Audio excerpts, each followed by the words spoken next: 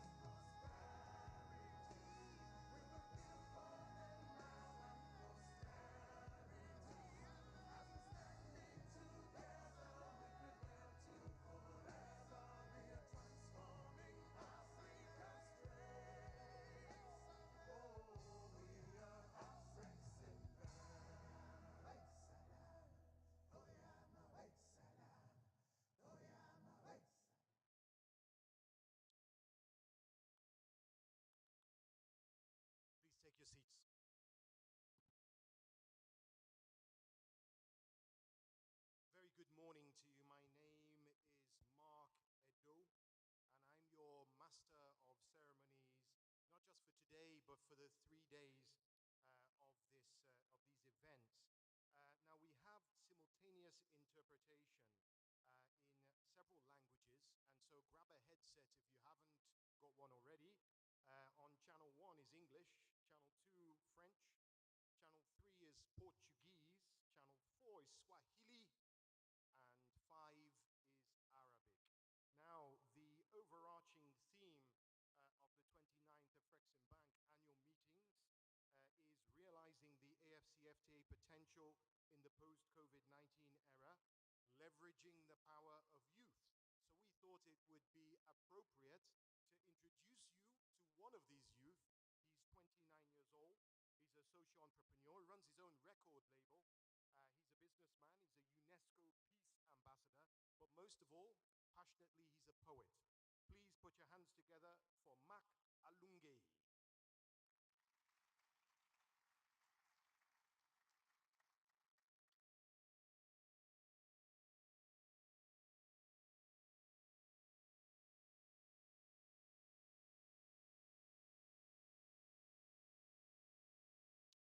Saisis l'esprit de la terre et reste debout.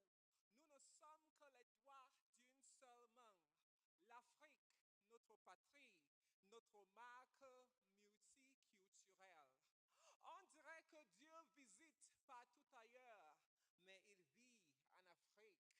Ici où le ciel embrasse la terre, les étoiles se rassemblent à tes côtés et le créatif t'amène en balade.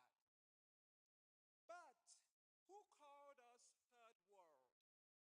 Who lost us into those words? Who created the chords? Who played the record till we all believed in one accord? Who called us black? Who made black mean lack? Who led us off our own tracks that we cracked, quenched as sparks and fell on our backs? Who took the godness of blackness out of black? Well, we did. We did when we forgot our history in a hurry and borrowed our own story. When we forgot our glory and majesty and allowed ourselves be branded with imagery of tragedy, misery, and disharmony. When we let catastrophe become our only, our defining story. But if we scroll through the gallery of our history, as passed down through memory of our ancestry, if we gain that mastery and become our own jury, then maybe we will see the untold story of our untracked victory, the current invisibility of our bravery, the unappreciation of our imponderable dignity, the reality of our untraced yet unmatched glory. Our history is our future. African problems crave African solutions. Our creativity can never be used up because the more we use, the more there is. But young African, distracted by what is so far away, you do not see your own nose. The grass is greenest in our own yards. We are only as blind as we choose to be. But I hear thunder. Rain is on its way. So let our growth and comfort not coexist. For it's time for Africa. Prosperity is our birthright, our culture, our copyright, our children, our first light. They will shine through our midnight. Our visions, our torchlight, our insights, our lamplight. For a developed Africa so bright with peace without a gunfight. No fright, no flight. We all will stand up right. We'll rise and fight every giant till poverty and hunger are both out. Child labor will eradicate. Illiteracy will terminate. More jobs will create and more systems will innovate. It is our responsibility to rewrite our history, to take back our glory and tell our own story. Not the story of hunger and poverty, but of harmony and glory. Roles have changed, for change is the rule. The little black girl has no more fear of tigers. The beardless boy will teach aged men. So let education result in tolerance. I can see the edge of tomorrow. That is why we face neither east nor west. We face forward. Our children should learn of heroes of the past while we make ourselves architects of the future. Let ambition never, ever end, for Africa is the future. Thank you.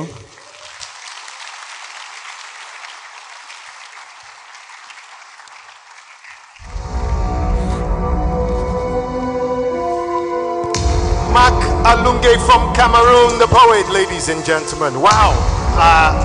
If I had hair, it would be standing up right now. That was something else.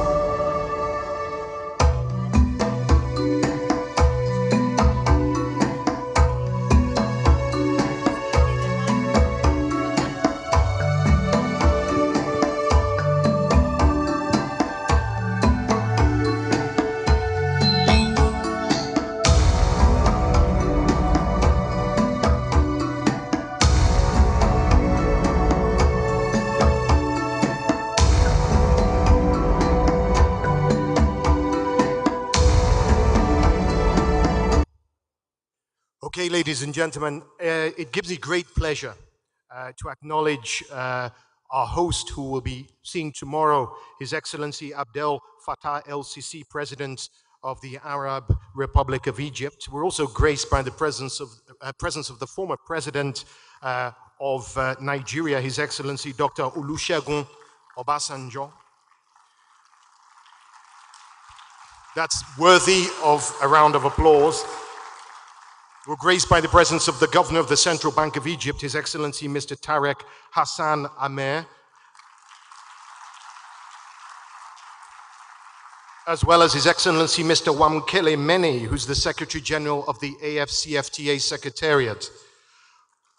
Also with us, another true champion of the AFCFTA, His Excellency Ambassador Albert Muchanga, the African Union Commissioner for Economic Development, Trade, Tourism, Industry, and Minerals.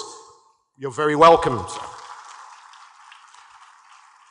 Now, I stand here lucky, actually, I suppose, to have too many ministers and governors from across the continent for me to mention. They've traveled from far and wide, and you're all warmly welcomed. The United Nations is ably represented too in the guise of Dr. Vera Songwe, Executive Director of UNECA, and Dr. Rebecca Greenspan, Secretary General of UNCTAD. This meeting also boasts some of the titans of African industry, such as Tony Elumelu, Alhaji Aliko Dangote, Monica Musonda, and so many shining stars of the digital and creative industries. Now, to our partners, Afreximbank colleagues, international media, friends, family, welcome to the 29th Afreximbank annual meetings. You're very welcome, ladies and gentlemen. Now, we have 3 days of plenary sessions and many tea breaks and lunches for you to network, meet old friends, and make new ones. I must say that you look better in this room than you do in my Zoom. I must say that. Now, we need to take advantage also. If you haven't received this already, check digitally. This would have been sent to you. Some of the complimentary excursions. Now, Egyptians make the best hosts. You can visit the magnificent pyramids or take a cruise down the Nile. All this culminates in a gala dinner on Friday evening. And what's even more interesting is the program for these meetings. Great speakers and great topics. The overall theme, as I said, is realizing the AFCFTA potential in the post-COVID-19 era, leveraging the power of Africa's youth. It's an important one because Africa's young people must not only benefit from things like the African Continental Free Trade Area, they must drive it. They already are the drivers of the African economies of the future, whether it's Lagos or Lusaka, Kigali, or here in Cairo. Young people are at the cutting edge of technological advancements. We also have a second theme for each day, and today, the second theme, or the sub-theme, I suppose, is AFCFTA as an instrument for Africa's economic transformation in a changing world. Now, from global pandemics to geopolitical upheaval, we'll be drilling down on how the continent can harness the power of the AFCFTA to position for success through all this changing world and all through all this crisis. Now, when it comes to the AFCFTA, it's hard for me to think of any financial institution, indeed, I dare say institution, that has been more significant to its evolution, or indeed to intra-Africa trade and trade finance than Afreximbank. So it gives me great pleasure at this point to invite to give the opening statement a man who I actually saw receive the African Banker of the Year Award 2022. Now, if that doesn't deserve a lusty round of applause, I don't know what does this morning, in Accra recently. We clapped a lot there too. We clapped a lot there. So I'm going to ask you to clap a lot now as I welcome to the stage the president and the chairman of Afreximbank's board of directors, Professor Benedict Orama.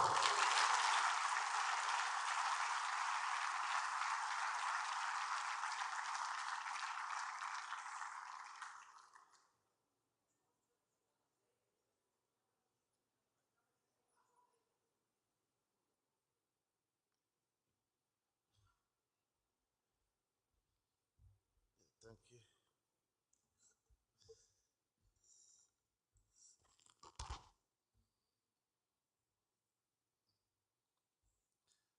Good morning, everybody.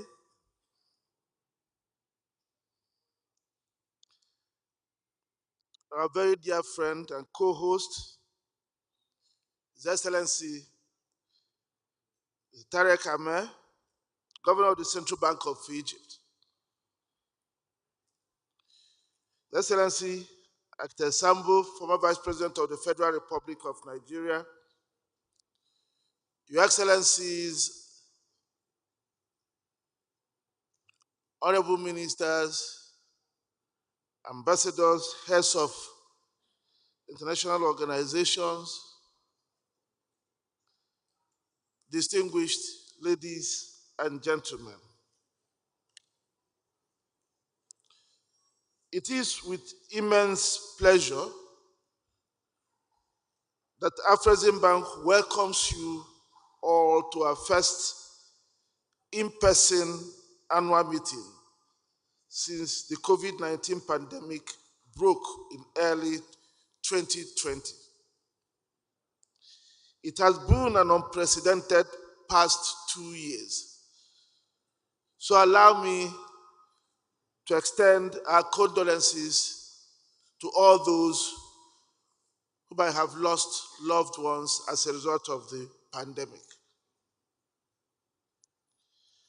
As we begin the event associated with the 29th annual meetings of Afreximbank, I would like to extend our deepest appreciation to His Excellency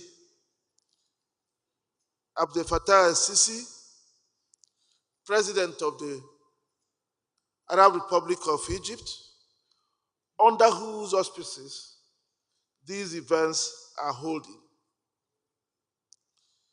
Special thanks to our friend Tarek, the Governor of the Central Bank of Egypt, as well as his able deputies and entire management and staff of Central Bank of Egypt for being magnificent, efficient, and committed co-hosts of these events.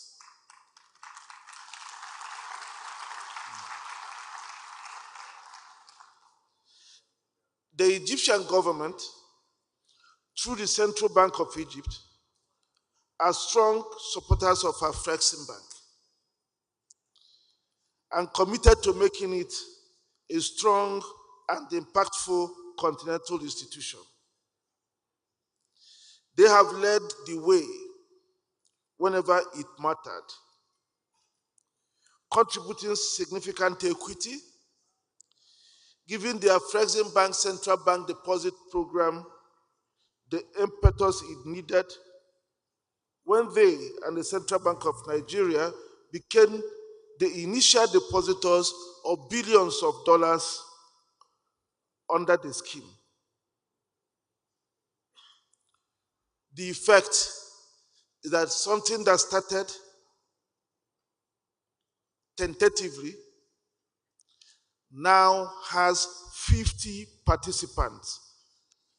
And through it, we have been able to mobilize $35 billion.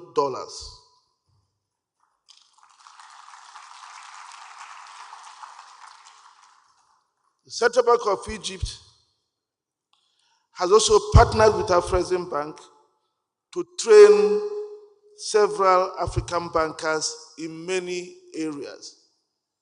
So for many of you central bankers here from different parts of Africa and commercial banks, I'm sure some of your colleagues or your staff must have benefited from those joint initiatives. We are also pleased to have been their choice to advise on the creation of a national export credit agency. As a result, Afreximbank has now been mandated to do the same in other countries, helping to create the financial architecture that will support trade under the AFCFTA. Ours is a partnership we highly value, and we thank the management and staff of CBE for standing strong behind what they own. Your Excellencies, distinguished ladies and gentlemen, in March this year, The Economist of London published an article titled Africa's Ambitious Trade Plan Needs to Speed Up. In that article, it wrote, and I quote, in 1963, as decolonization swept through Africa, politicians heady with Pan-African ideals called for a common continental market. They saw it as a way to transcend colonial economic models based upon extracting and exporting natural resources. Sadly, there has been all too little progress since intra-African trade remains small compared with the continent's external trade. Primary commodities account for more than 70% of Africa's exports. Just 18% of exports to African economies are to others on the continent. African countries, although the AFCFTA has in theory been operational since the beginning of the year, in practice, no trade has happened under its terms because of continued political wrangling. Africa's leaders risk squandering the promise of freer trade, unquote. While The Economist was right as regards the facts set out in their article, the conclusions are wrong because the facts in the article are symptoms of a major problem the article did not explore. We cannot reverse the symptoms without confronting the problem. Distinguished ladies and gentlemen, the source of the problem can be found in the writings of a colonial administrator, Mr. Abbas Sarau, in 1920. He wrote, and I quote, economically a colonial possession means to their home country simply a privileged market wherein it will draw the raw materials it needs, dumping its own manufacturers in return. Economic policy is reduced to rudimentary procedures of gathering crops and battering them. Moreover, by strictly imposing on the colonial dependency the exclusive consumption of its manufactured products, the metropolis prevents any efforts to use or manufacture local raw materials on the spot, and any contact with the rest of the world. The colony is forbidden to establish any industry to improve itself by economic progress, to rise above the stage of producing raw materials, or to do business with the neighboring countries for its own enrichment across the customs barriers erected by the metropolitan powers. At independence in the 1960s, African leaders understood the urgency of reverse engineering this strategy.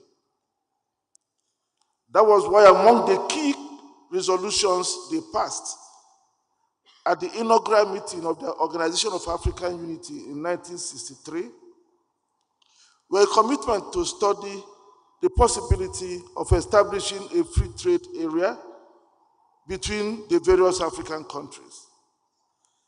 The means for developing trade among African countries through the organization and participation in African trade fairs and exhibitions, and by granting of transport and transit facilities. And finally, the establishment of an African Payment and Clearing Union. Distinguished ladies and gentlemen, while the problem were identified decades ago, it is only now that Africa can boast of possessing a combination of factors that can resolve it. And these include a visionary leadership, the youth, and digital technology. Our leadership has done the courageous work of giving us the AFCFTA. A lot now hinges on our youth. It is for this reason that Afreximbank dedicated this year's annual meeting to the theme, realizing the AFCFTA potential in the post-COVID-19 era, leveraging the power of the youth. Your Excellencies, it's our view that the youth will be the catalytic force to the realization of the continental agenda. Indeed, the youth have always been the catalyst to economic transformation and at the base of every industrial revolution in advanced countries.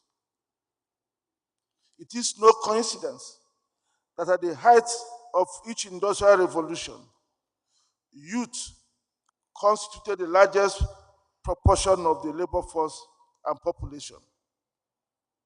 For instance, when the US and Canada ascended to the ranks of major industrial powers in 1900, their population under 45 were 83% and 82%, respectively.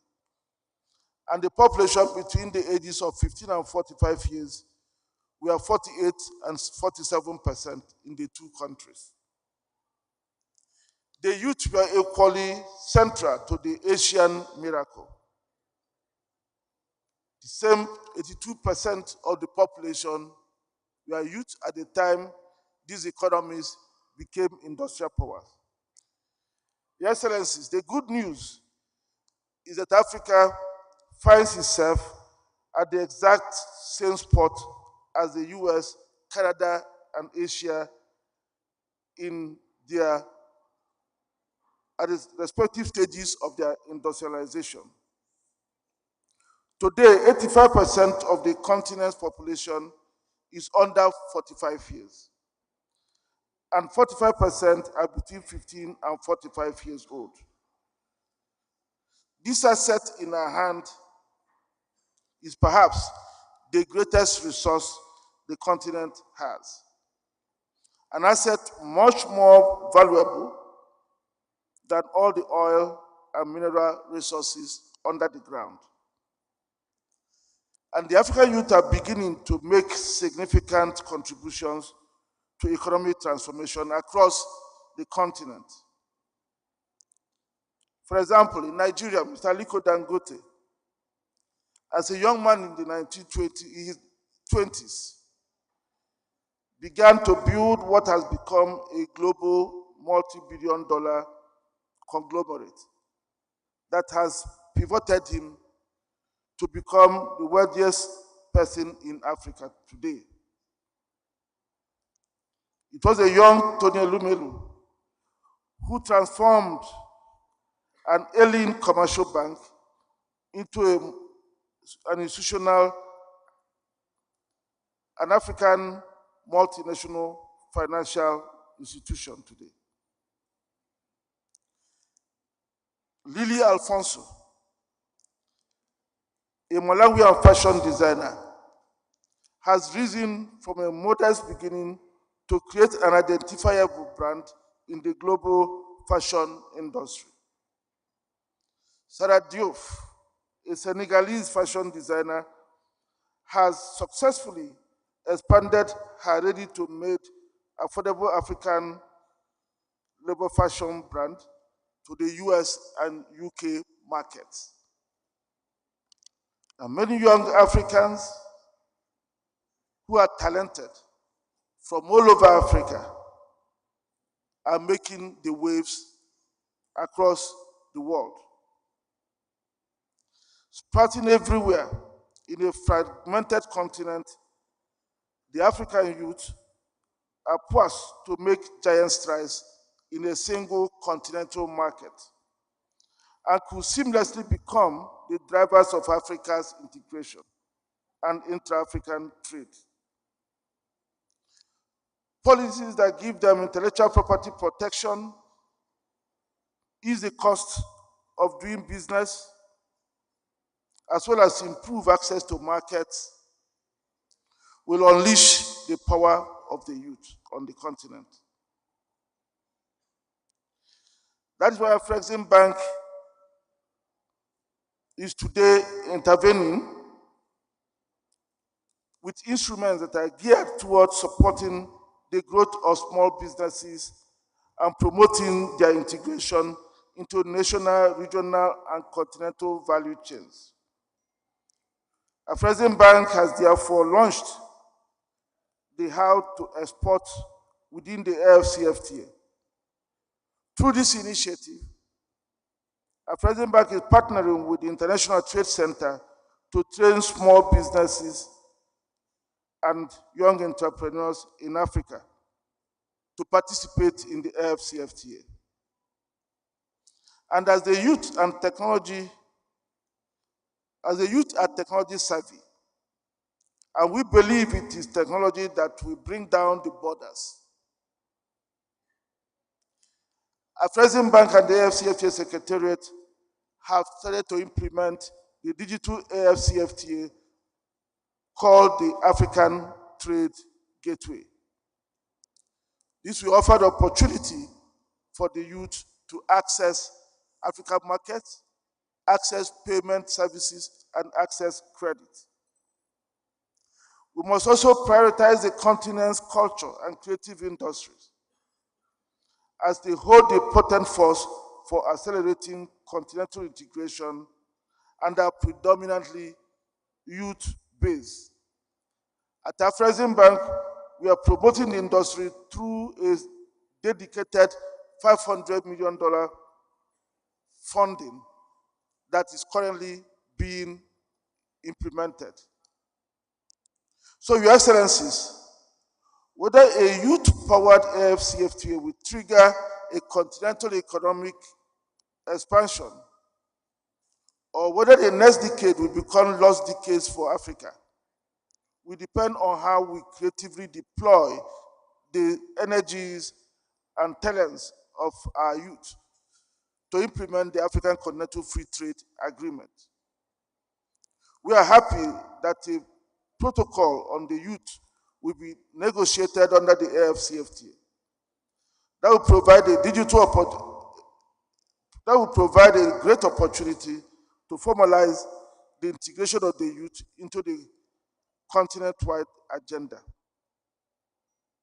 As we deliberate on these topical issues during the next 3 days, we should aim to produce concrete policy recommendations that will help us step up the implementation of the trade agreement. I look forward to exciting and thought-provoking discussions. And thank you for your kind attention.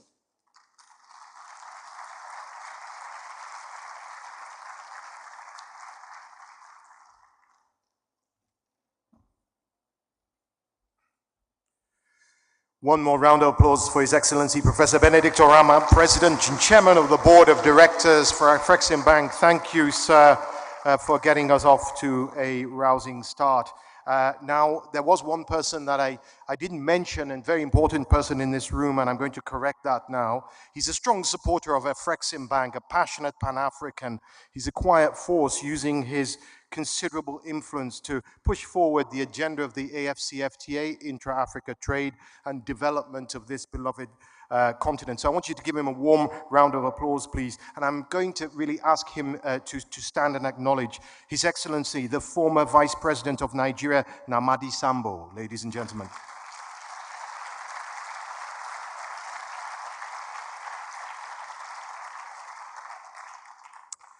Now, I must mention a housekeeping rule. I noticed a few people lighting up cigarettes outside there. I know this is normal, but Afreximbank events are non-smoking events. So if you do want to smoke, could you please smoke outside? If you want to, the only thing you're allowed to light up is the room with your wonderful personality and conversation. Okay, thank you. Okay, on to the next item on what is a very exciting agenda for the day. Global pandemics, the Ukrainian crisis, challenges for food, energy, the global supply chain disruptions. We'll hear about all of these things today and solutions to move Africa forward in these choppy waters. Very choppy waters if you're a central bank. If you run a central bank across the world, not just here in Africa, you have to be nimble. You have to be fleet-footed. Egypt is lucky to have just that in our next speaker, who's, in his own words, leads with an approach that is proactive, not reactive. To give the welcome remarks, please put your hands together for His Excellency Tarek Hassan Amer, Governor of the Central Bank of Egypt.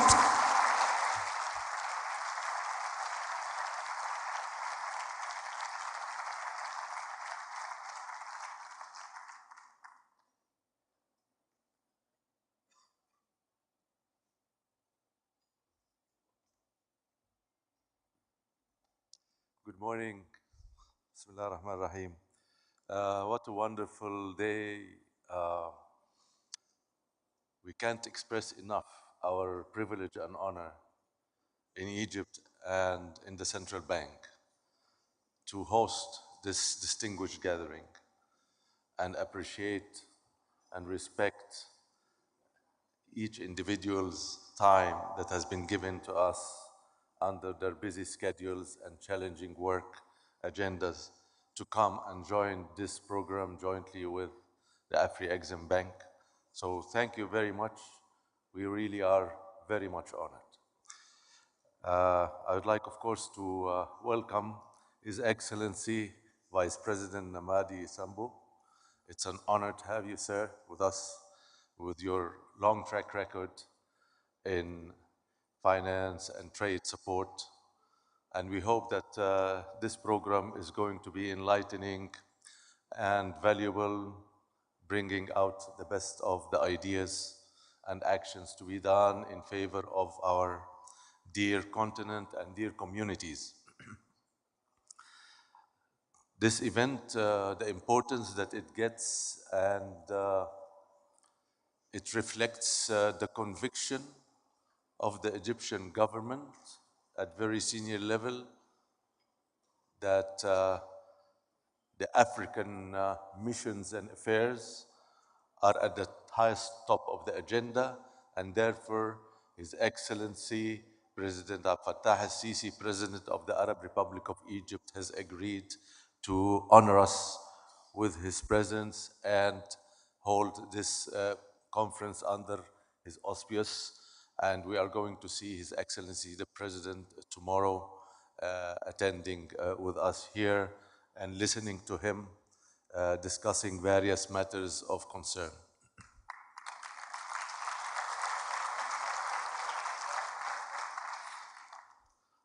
I've been with the central bank this time for 7 years. I started almost 20 years ago, on and off, but over those past 7 years, we have seen a different momentum and drive in terms of our international foreign affairs policy. And Africa has taken from the leadership of the country a different direction. And frankly, personally, I felt very comfortable with that. I felt very happy with that. And at the central bank, we've been very much indulged and involved in the African conventions and events and with African institutions with all our heart. And I think we made a little of a difference. And every time we participate and meet our partners, we feel much more connected and belonging and wanting to do much more. And feel the pain of not achieving for our communities while we can see the potential there. And for years, we are always, and people questioning themselves, why aren't we achieving this potential? There have been efforts and strides, individual efforts and strides, a lot of work from leaders across the country in the economic field, in the finance field, in the banking field. And I really have been impressed by what Professor Benedict Orama has been doing. This presentation today actually was very stimulating to thinking a lot. But also it made me think about the business institutions and the finance institution and the banks understand the issues on the ground because they are in the market. And the market is actually, and the youth that have been demonstrated are ahead of us, are ahead of governments. The market is moving, and we need to understand who is going to take the ownership, what will be the vehicles and the framework that can bring the aspirations that were presented in terms of intra-African trade and fighting poverty and inflation into reality. And I say it is the economic and business institutions and the regional banks and the multilateral domestic banks. I believe that African solutions can only happen from within Africa. We have for years tried to find solutions outside Africa, but I think this was not the right thing. Our solutions can be found within us.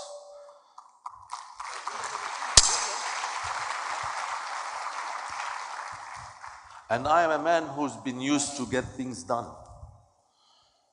And I would like to see things done, and I can see that. The ingredients are there and the solutions are within Africa. And what is lacking us? We needed to get closer together. And I thank institutions like Afreximbank, like African Development Bank, when they bring us together.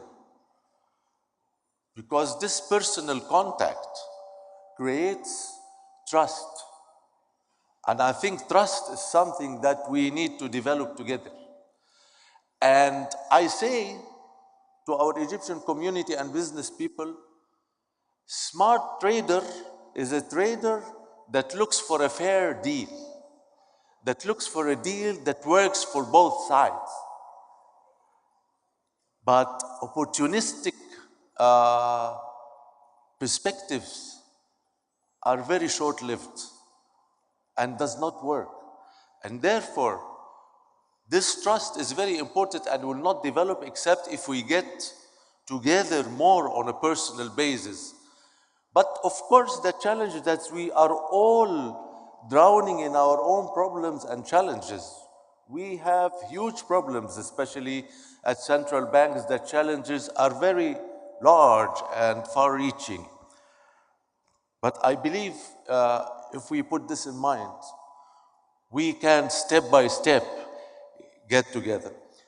Afreximbank, I think, is a good stepping stone as a vehicle to work on achieving our African agenda for fighting poverty, creating jobs, and fighting inflation through improving intra-African trade.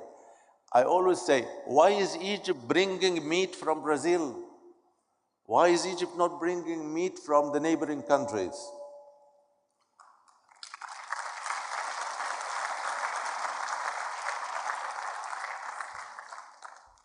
And what President Orama has presented to us about some of the words of historical experts and politicians,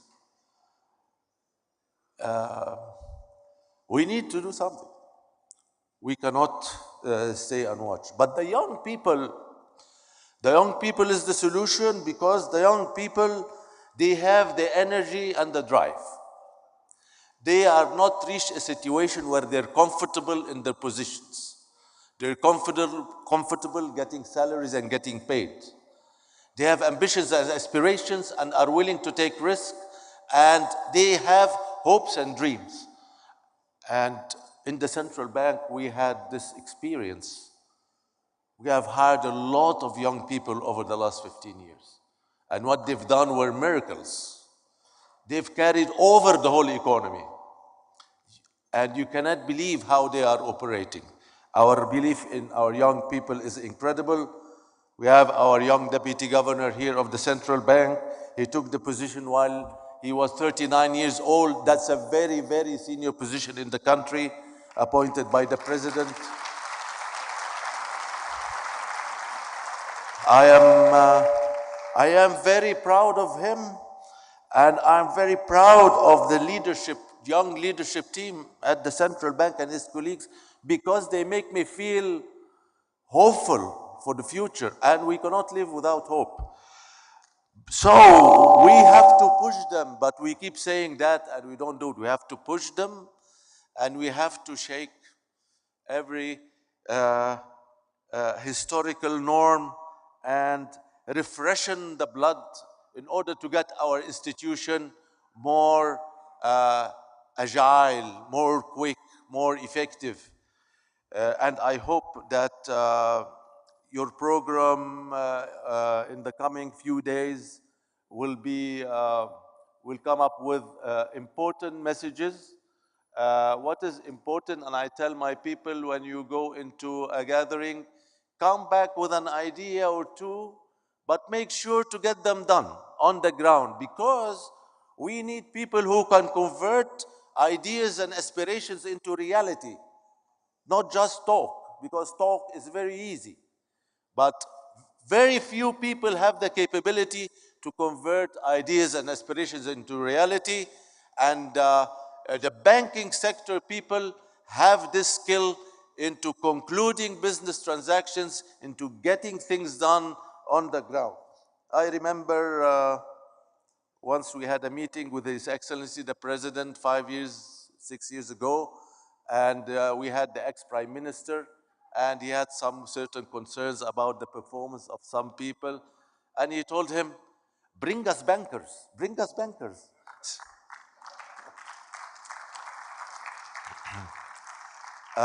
We have big challenges these days, but big challenges are for big people. And we learned that during challenges, we rise and we are strong, we face them and confront them and not run away from them. Our challenges is inflation against our people and community. We are concerned because we care about people and community. Our drive in the Central Bank of Egypt was, and our main concept in running our institution was the community. And you will find a lot of actions have been taken in this direction. And if you are connected to the community and looking for the aspirations of the community, you can never go wrong. If we believe that we know it all alone, it's not right. The market is the master, the market is the professor. Let's listen to our people and see what they need. And they know it all.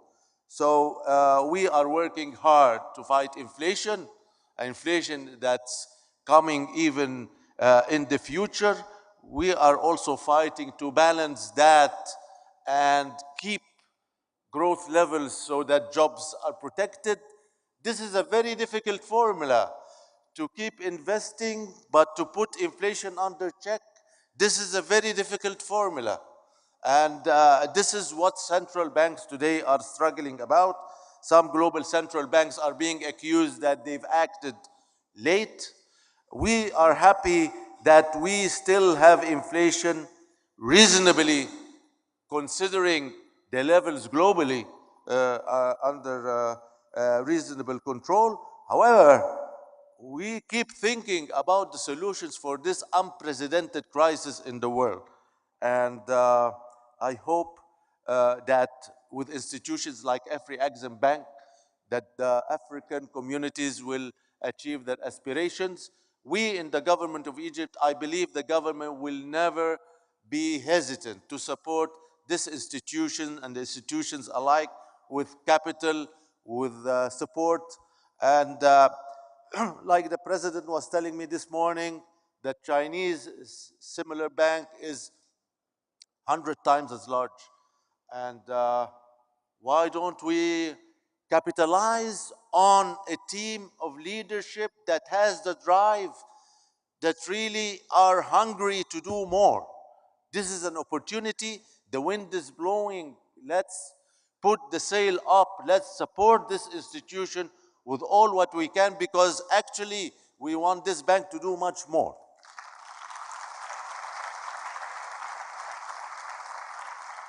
We want to see this bank in more African countries, and we in more markets, in more industries. I'm happy to see that they are trying. They have established companies I see in the PAPS, the FEDA, the Afri-Insure, the MANSA, the AMCE, the IATF, the AVAT NFCS, the AOAC. They are trying hard. These people are trying hard and believe in what they're doing. And I always say, without passion, you will not get unconventional results. We are willing to support them by putting more capital, by putting more resources.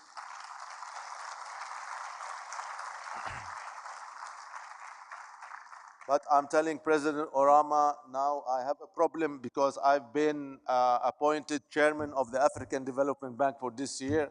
So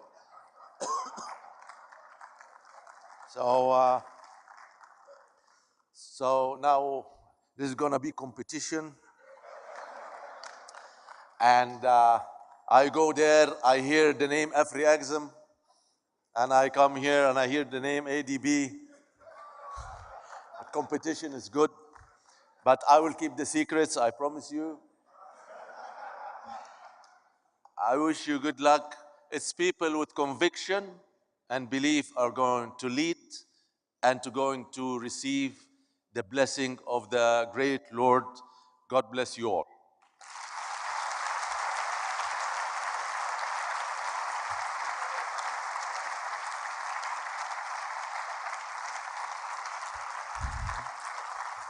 He said, without passion, you won't get unconventional results. Please put your hands together for the passion of Tarek Hassan Amer, Governor of the Central Bank of Egypt. Wonderful, wonderful comments there. Now, another little bit of housekeeping from today to tomorrow. Antigen tests are available in the medical tent in this hotel in this St. Regis. Also, in the 9 other major hotels where most of you are staying, you can also get antigen tests. And if you check your apps, you'll find out more information on that.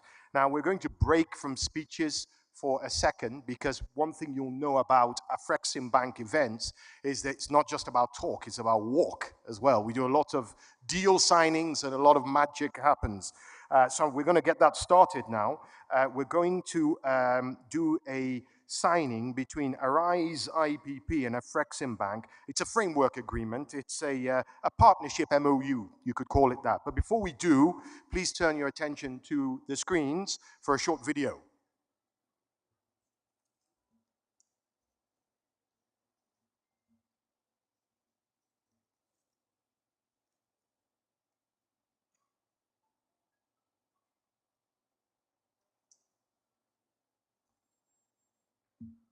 Okay, I think that was the short video. I said it was short. Oh, there you go.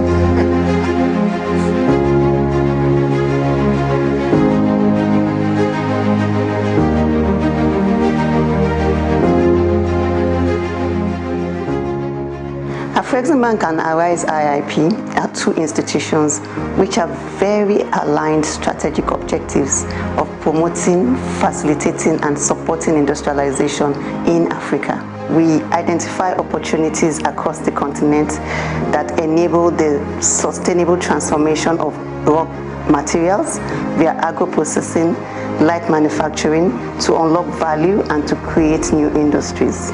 Afreximbank has been a partner to Arise IIP for over a decade now, with the bank financing the development of an oil palm processing mill in Gabon through a $300 million syndicated term facility.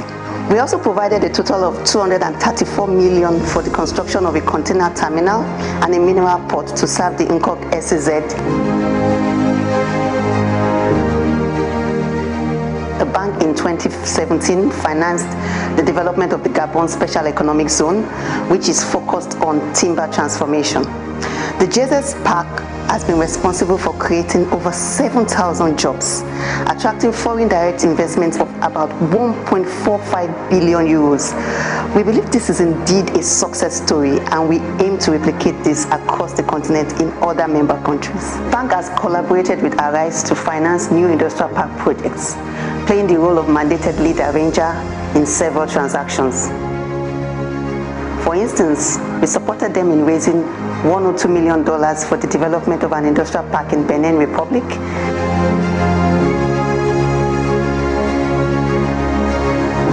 and also the raising of $264 million for the development of a logistics park in Togo.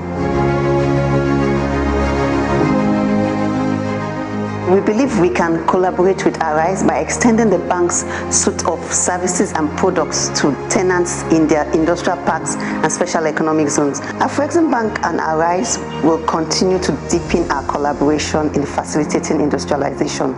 We will be partnering to support the development of industrial parks in new countries such as Chad, the DRC, Rwanda, and we believe these collaborations will boost intra-Africa and extra-African trade.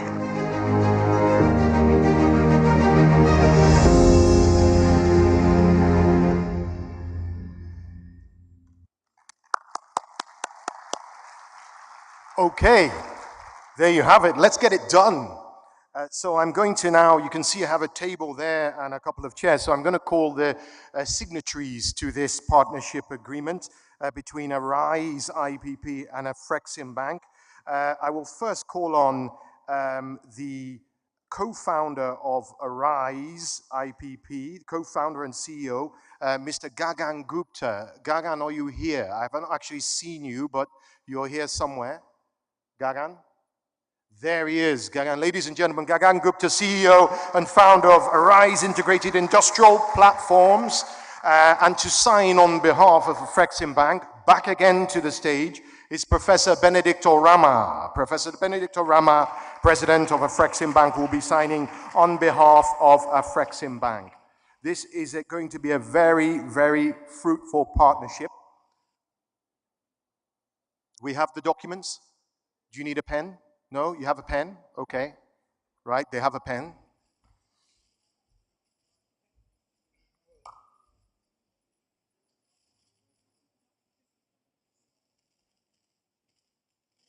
So gentlemen, you can go ahead and do the needful and sign.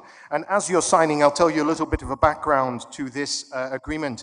On the 18th of May 2022, a workshop was held between Afreximbank and Arise Integrated Industrial Platforms, Arise IPP, as it's normally called, to deepen the collaboration between both institutions on industrialization initiatives across the continent.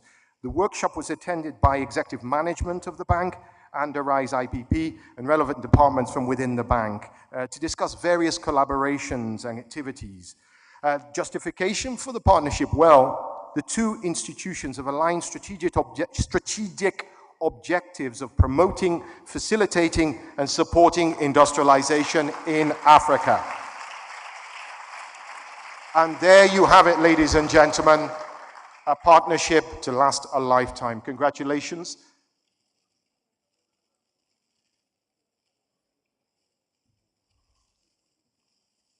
Thank you very much. Now I'll ask my ushers to please remove those chairs and table. That is one of many signings that we're going to be having.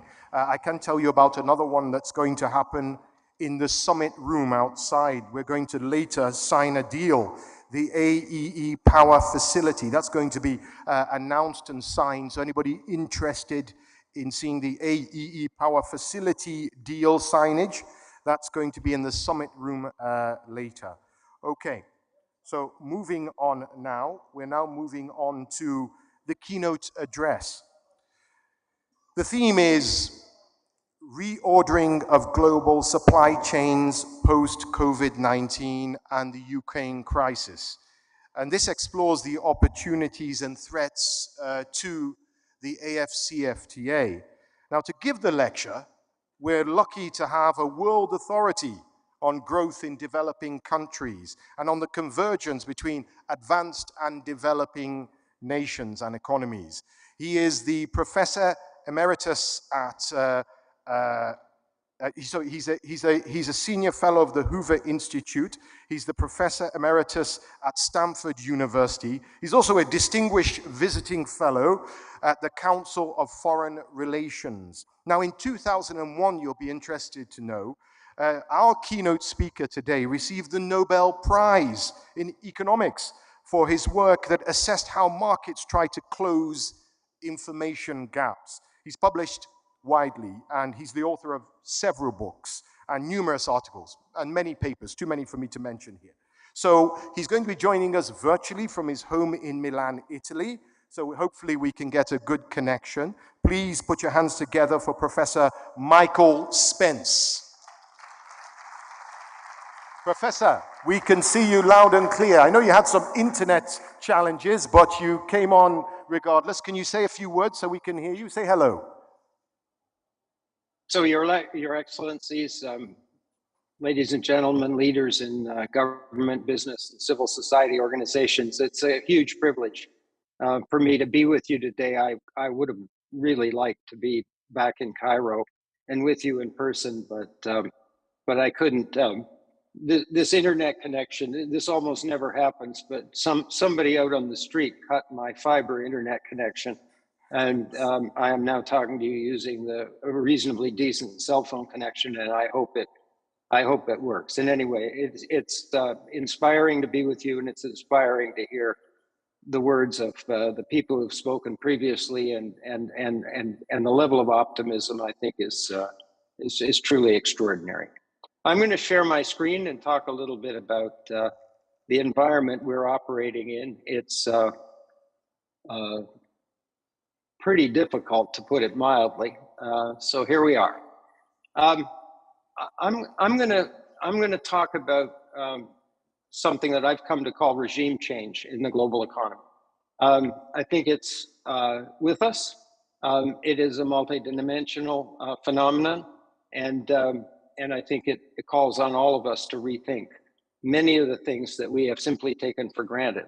in the last few years. So my objective is to start by trying to make an assessment of the current very challenging environment that we're in, and then mainly to argue that we are experiencing these very fundamental multidimensional changes, including at least 3 or 4 huge transformations in the global economy. And if this is right, then I think it calls on all of us to try to rethink many of the things we've taken for granted. The way in which the global supply chains have been architected, the bases for comparative advantage, supply versus demand constrained growth, and the fading of deflationary pressures that we've experienced for more than probably 3 decades now, and much more. I would characterize these conditions as sort of radically complex and uncertain. And I think, I don't know anybody who claims to be able to understand all of this, these forces and whatnot pushing against each other. So one has to approach this with a certain amount of humility. But I think the fundamental challenge facing people in business, facing people in the financial markets, facing central banks, is to, on the one hand, do a good job of navigating the extreme short-run turbulence that we're experiencing without losing sight of the longer-term objectives. And I think what you heard before I had an opportunity to speak with you is entirely consistent with that sort of, that pairwise kind of challenge. So let me focus for a moment on the pandemic and the recovery. So the great financial crisis produced an uptick in global sovereign debt levels as a fraction of GDP. And then they rose a little bit in the intervening period where we had what you could arguably be was a relatively weak global recovery. But then the pandemic struck, and this has produced a dramatic increase, not an inappropriate increase. This is the right way to respond to the pandemic, to try to protect businesses and people from the full force of the pandemic. But it has produced a significant rise in global sovereign debt levels, which means, especially in an inflationary and rising interest rate environment, there is more fragility, there is more risk, there is more likelihood of debt distress in various parts of the world.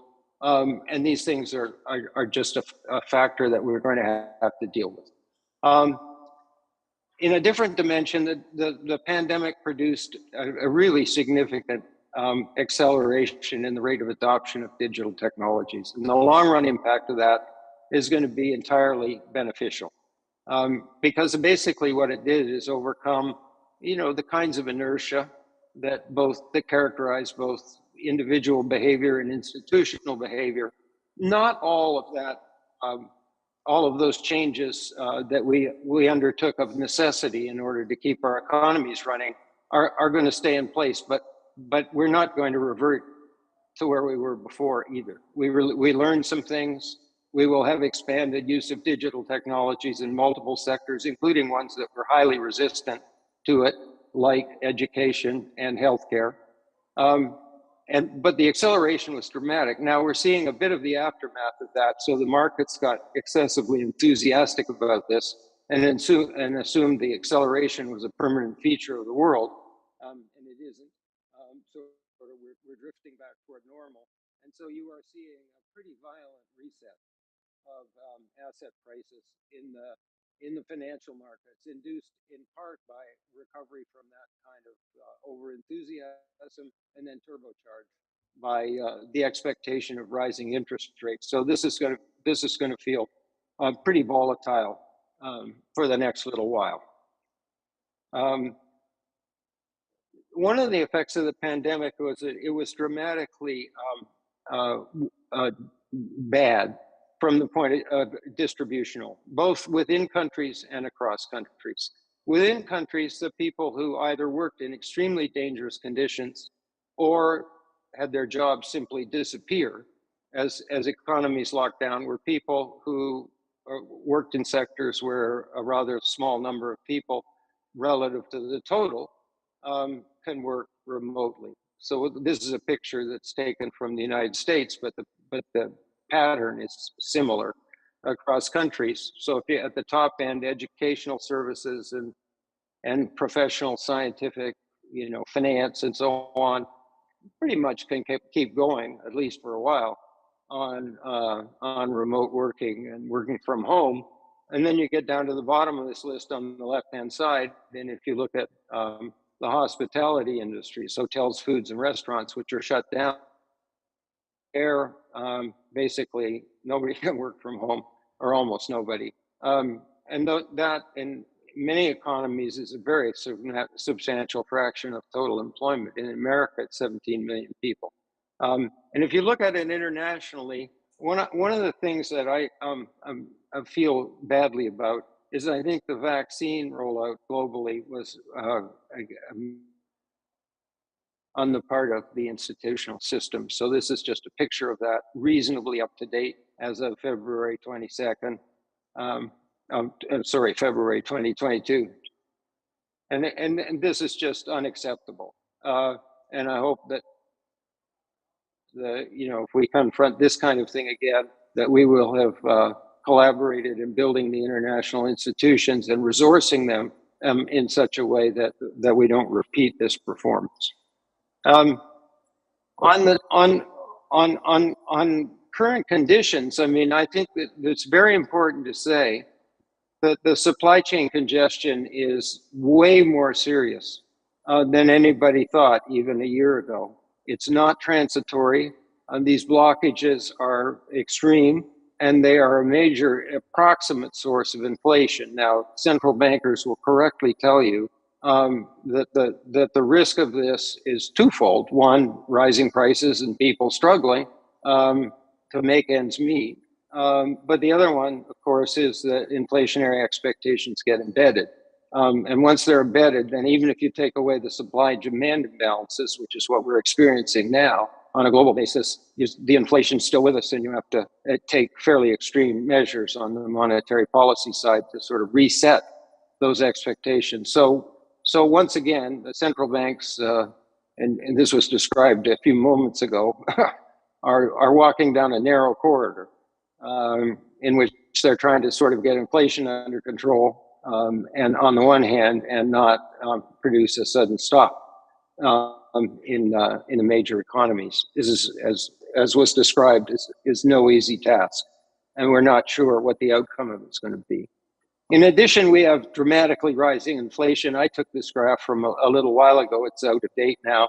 These numbers, in Europe and America are more in the 6, 7. The United States checked in last month at 8.6. And that was following a prediction that inflation had peaked.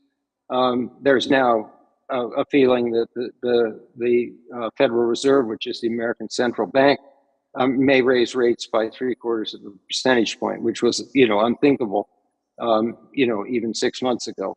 So we're playing, if we're not playing catch up, we're playing something that's pretty close to it, and we're in tricky territory.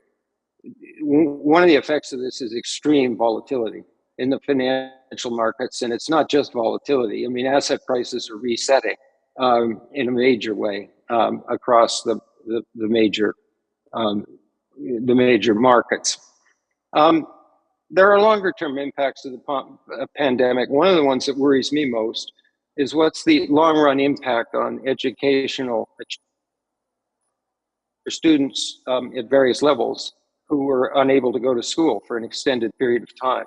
Again, we have people doing research on this, but it's important, and I think an important dimension of policy. If we are, as we should be, focused on the youth and the future, and their inventiveness and education and creativity, we need to sort of ask ourselves the question: what can we do to help override the negative shock that many of these young people have experienced? Let me draw a line under that. Underlying this, and this is just Mike Spence and the way I think about the world, I think we are in the midst of really enormous, longer term kind of secular technology and science-driven transformations in the global economy. One of them is just a function of the rise of emerging economies and their increasing economic importance and power. in the global economy. Frequently Asia is mentioned because that's the most populous part of the world, but it's happening everywhere. And it is producing fundamental changes in everything from trade patterns to the architecture of global supply chains to our ability to sort of agree on the rules of the road, the rules of engagement in the global economy. The other three are technological and scientific. There's a huge multidimensional digital transformation underway.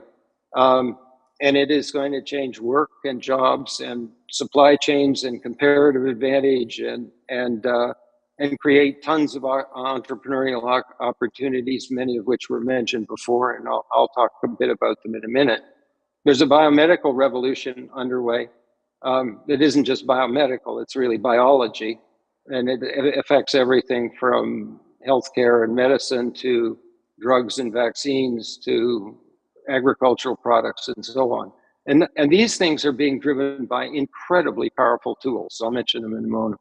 The third one, which I'm sure you're going to talk about, is a massive energy transition that's required, at least as part of the response to the climate challenge and the challenge of living within the planetary boundaries, the sustainability challenge. And the reason I think we're seeing a dramatic acceleration in these is we have incredibly powerful technologies. I don't have time to mention them all, but I think it's important to understand that this isn't just happening, sort of in a vacuum. We have on the left-hand side at the top a picture of what the global economy looks like and what it will look like by 2030. And you can see the emerging economies are the dominant part of the world when we get there. On the top right, you have the current state of semiconductor technology. So we're within 2 or 3 years at Taiwan Semiconductor Manufacturing Association of having, basically 3 nanometer separation of the transistors on a semiconductor chip. That means that on the semiconductor chip in your iPhone or whatever you use in a couple of years, you'll basically have 291 million transistors in every square millimeter on that chip. This is a supercomputer. There's no question about it. It can do artificial intelligence. It can do things that we couldn't do with a machine that filled a room in the 1990s. It's really quite extraordinary. On the bottom right is this dramatic reduction in the cost of solar, which we hope will become an important part of the energy transition. One of the things I wanted to say about that, because it affects the institutions that are supporting or represented here, the central banks and the international financial institutions and trade institutions, is that solar is a capital intensive technology. And so whether or not this is, a good thing, a substitute for fossil fuel based technologies depends a whole lot on the cost of capital. And the cost of capital is too high in lots of places, and we need active management of risk on an international basis in order to make sure that the costs of capital don't turn out to be, there's funding and the cost of capital associated with this. And again, we're underperforming in this dimension. There's been a $100 billion commitment to emerging economies to help with the energy transition. Best to my knowledge, about 10 billion of that has been delivered so far. Maybe a little bit more, but it's certainly not anywhere near what the objective was when it was agreed on in the climate conversations that occur every year. The one on the lower right is a bit esoteric, but DeepMind in London is owned by Alphabet. It's one of the leading artificial intelligence operations in the world, innovative, creative AI groups. And they did something recently that probably wouldn't cross your field of vision, which is they took the amino acid sequence of proteins and used algorithms to predict their 3-dimensional structure. Now, you might say, who cares? Well, the people who care are biologists, because they spent days, weeks, and even months in a lab trying to figure out what the 3-dimensional structure of a protein is, because that's what determines what it binds to, how it behaves, whether it's a medicine or a vaccine. So this is just an enormous productivity booster in the field of biomedical science. And there's lots more that are like that. But the message I wanted to deliver to you is that we have these incredibly powerful technologies that are driving the opportunity set for businesses, for entrepreneurs, for these young creative people who see the opportunities that are being created, regardless of whether they're in scientific research or whether they're doing it in the business world and being financed by venture capitalists. This is the cost of DNA sequencing. It behaved like Moore's law for 10 years or so, and then the cost just dropped like a stone. So we're within shooting distance of having DNA sequencing costs somewhere between $1,000 and $500. It's absolutely essential tool in the biomedical sciences.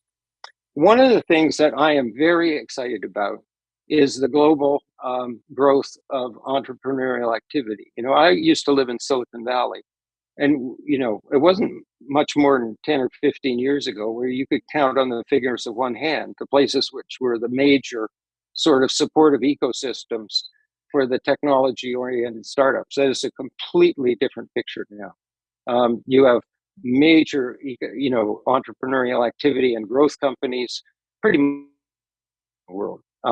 Now, the big markets have a bit of an advantage because of the cost structures, high fixed, high development, low variable costs. So they scale, easily and into larger markets. But here you can see this picture, and here are the African unicorns. This is a very small slice of the important entrepreneurial activity that's occurring in Africa. And a lot of these companies are facilitating the financial infrastructure that is required to go along with the continental free trade aspirations of your institutions. So this is really quite exciting stuff. And I think everything that one can think of to do to make sure that the supportive, one of the reasons this has happened is that the institutions that know how to do this went global, right?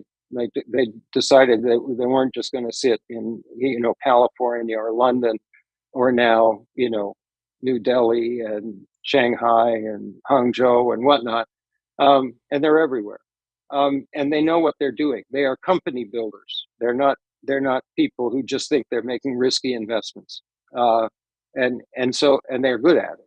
And so these supportive ecosystems are really important. A lot of these entrepreneurs in these companies that have become very successful in the African context are going to be in the next round, are going to be angel investors.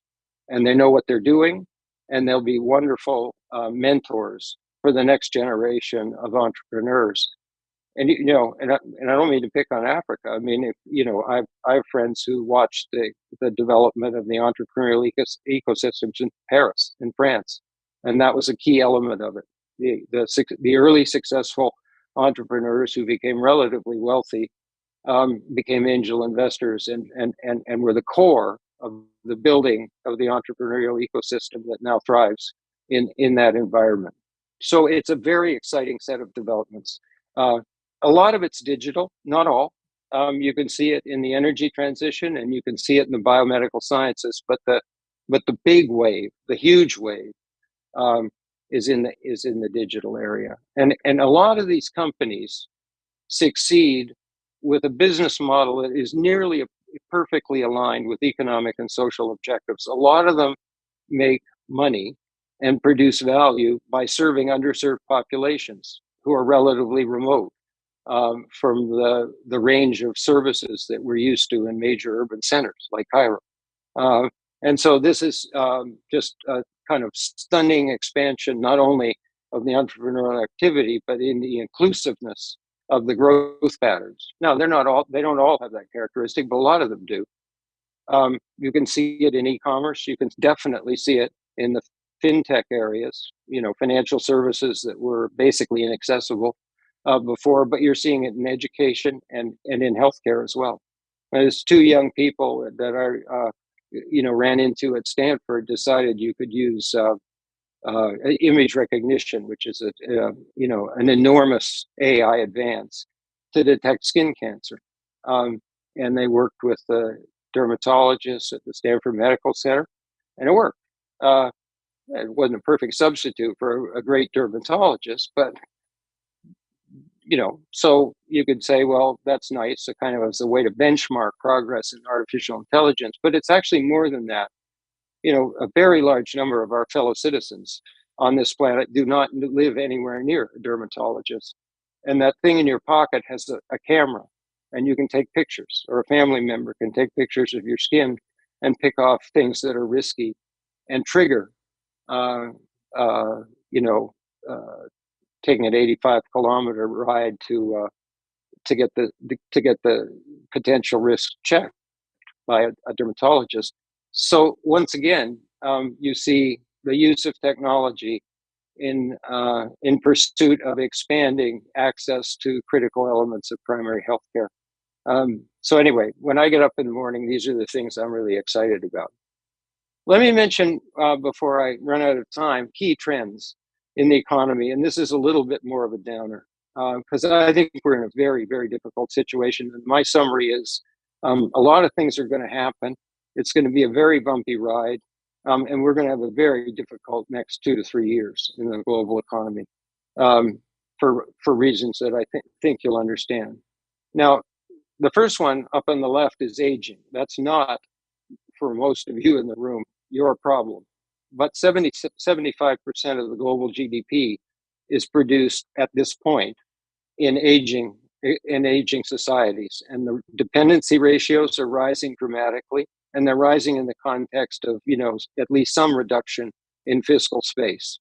And so there's questions about whether or not the resources are going to be available to invest heavily in these longer term transitions. So let me take the energy transition.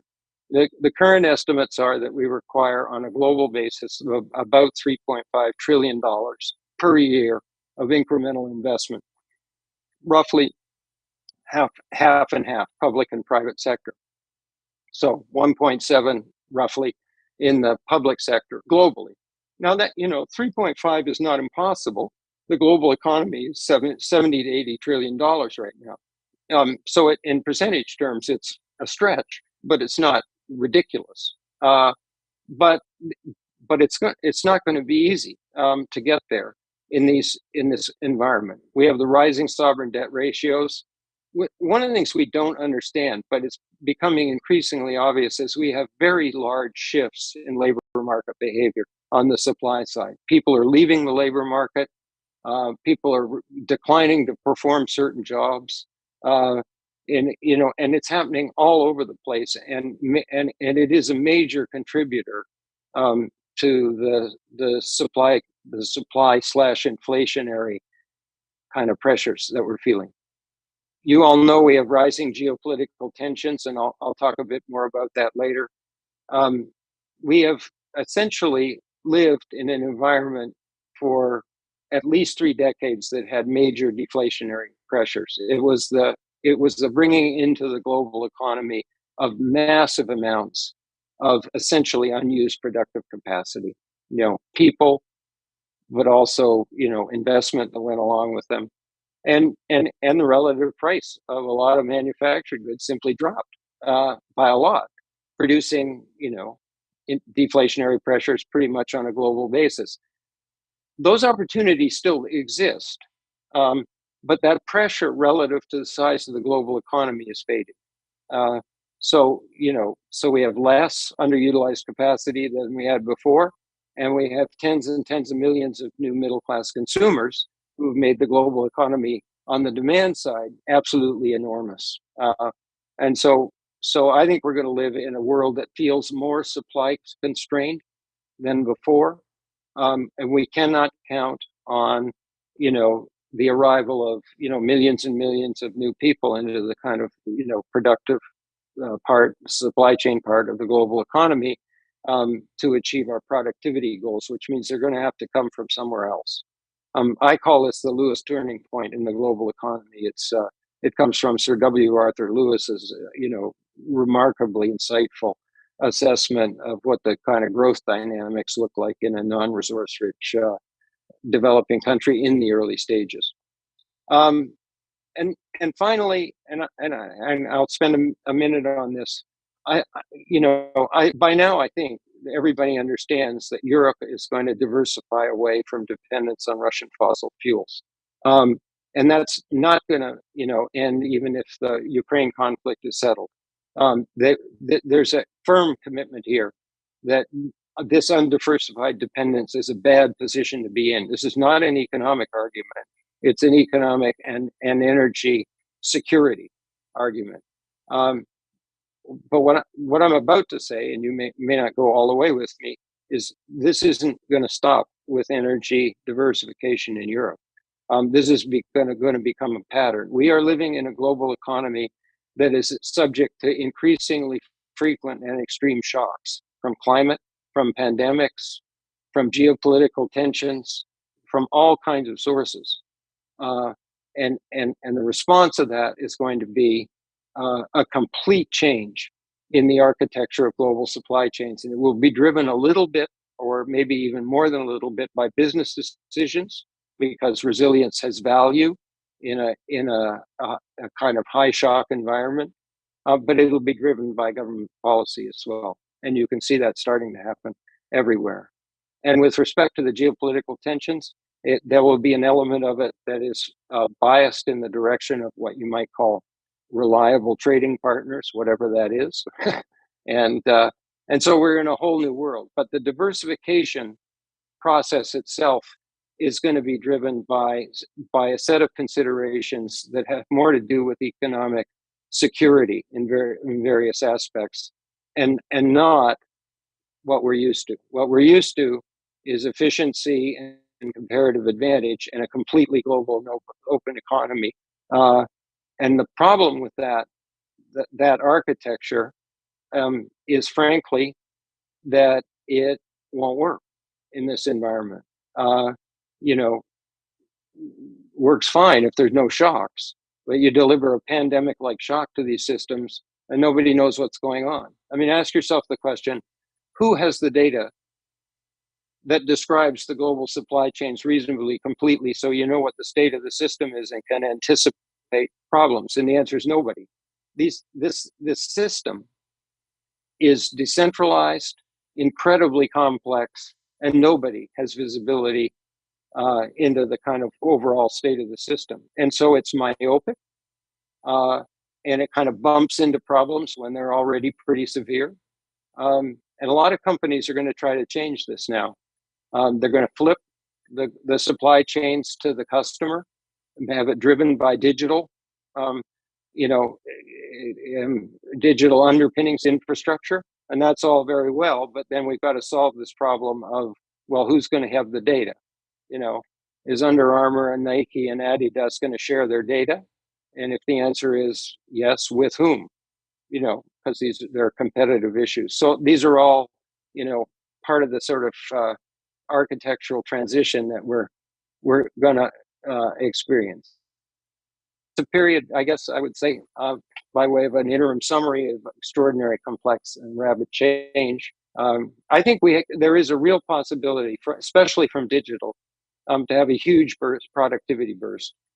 And if you live in a world with as many headwinds as we have, aging populations, supply chain congestion, etc., a huge productivity surge would do an awful lot of good. Sovereign debt overhangs, etc. But it'll be a complicated world.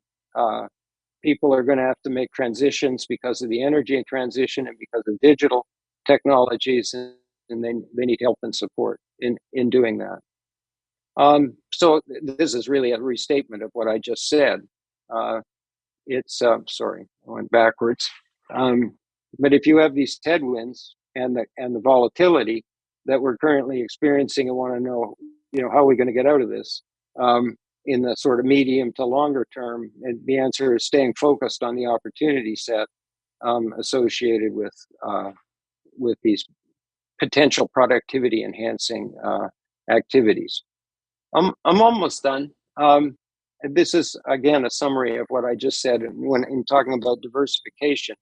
But these supply chains, we went into them. They were built for a shockless, or a relatively low shock world. They were tightly wound.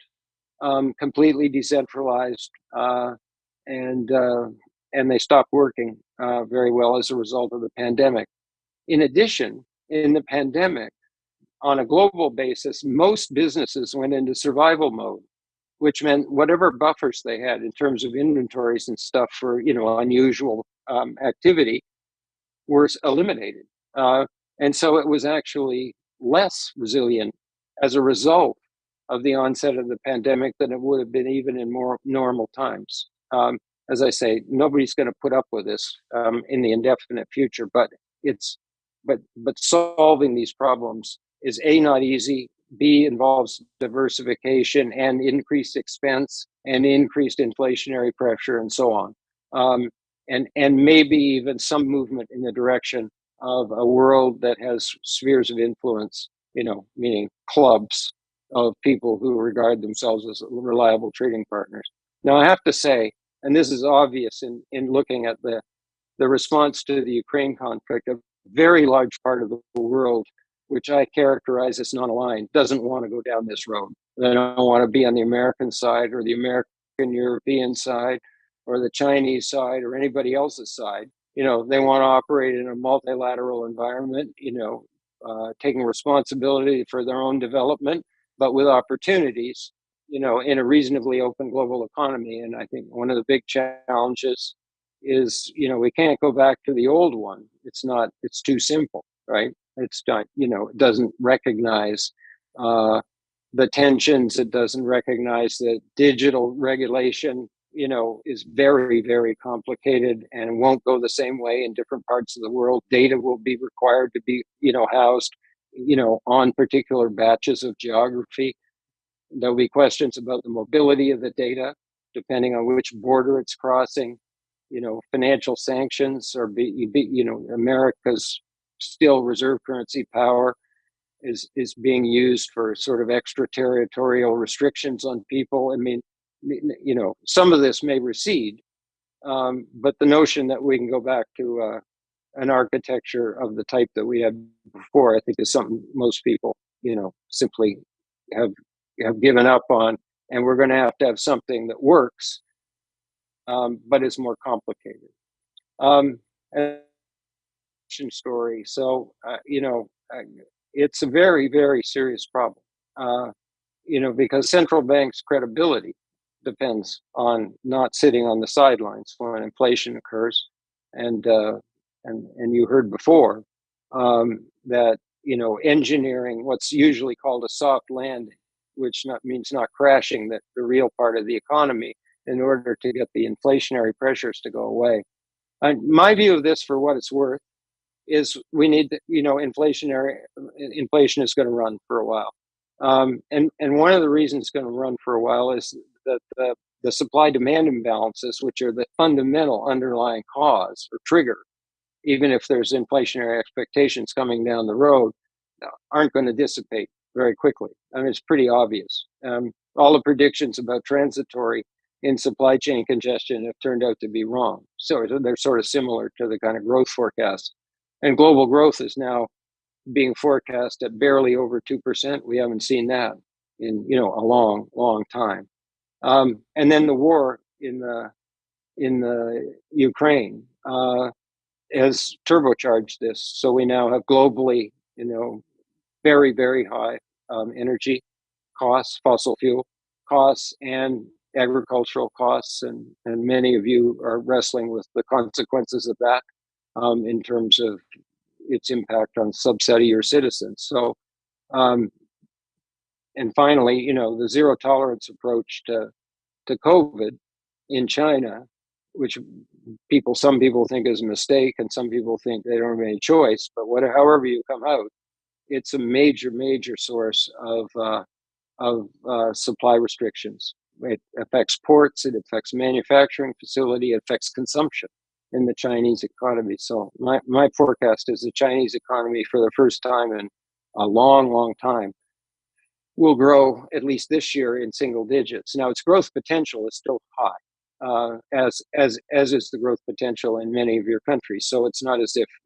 this is a permanent condition, but it's part of the struggle we need to undertake in the next couple of years. And the final thing I'll just mention is nationalism, right? So we had a kind of commitment, maybe not complete, to a reasonably open global system, but it had, but that commitment is fading. And nationalism and national priorities are more prominent now, and a more important feature of how the global economy functions. And the reason for that is complicated, but one of them is that the previous version of globalization, as Darren Asimoglu says, was delivered a lot of benefits, including a whole lot of potential growth, actual growth in emerging economies, but it had distributional consequences that weren't addressed. And the architecture was basically constructed to favor people who own capital, as opposed to and consumers, as opposed to people who are working, at least in the developed countries. And so we have a kind of backlash. 10 years ago, I wrote a book that was about convergence. Convergence means, the growth of the developing countries and their eventual arrival at sort of high income, high opportunity, status. I still believe that convergence is not only possible, but will probably occur. But the kind of convergence that won't occur is convergence in values and governance structures, and the way the state and the private sector interact in various economies. Though that convergence is not going to occur. It was expected to occur maybe 15 years ago. Those expectations are all gone. And that makes the job of architecting the new global rules of engagement more complicated than they were before. I hope that isn't too gloomy a picture. I'll say a brief word about US-China strategic competition. My view of this is we are going to have both strategic competition and strategic cooperation. We hope we have the strategic cooperation in areas where it's absolutely crucial, like climate change and the pandemics, and maintaining some degree of openness in the global economy. Strategic competition, I think, is just inevitable. You have a rising power. Nobody is going to want to be seriously behind in terms of military, technological, and other capabilities. China's big enough to be a credible alternative to the traditional powers. So the question isn't whether we're going to have strategic competition. It's whether it takes a benign or less benign form. Those of you who are familiar with Schumpeterian competition know perfectly well that there's a benign version of it that produces quite dramatic advances. But the benign version, means you struggle hard to stay ahead in technological terms. But what you don't do is sort of tie your competitors' feet together, by denying them access to markets and other things. And so I think the jury is out right now on whether the strategic competition, which is almost surely going to be with us, between the United States and China, and maybe Europe and others will join in as their policies move them into this territory. But the question is it going to be reasonably benign? So both China and the US and everybody else who's in the competition moves forward, reasonably rapidly, but nobody really seriously believes that they can be dominant for an extended period of time. It's the dominance objective led by national security considerations that leads to the less benign form of strategic competition. So again, we don't know how that's gonna come out. I think it's probably time for me to stop. So I appreciate your attention. I didn't want to soft pedal an assessment of the current situation. I think it's pretty hard, pretty difficult, pretty complex, but underlying it, there are huge opportunities for all of you and for your countries. An open economy on a continent of 1.4 billion people and rising is a huge advantage if you can achieve it. I mean, it will be a dramatic accelerator of innovation and entrepreneurial activity. I mean, you don't have to know a whole lot of economics. to understand why that's so important. You have dramatically young, energetic people wanting to play their role in society. I'm pretty optimistic about the future. You know, if people are as committed as they sounded earlier this morning. So thank you for listening to me.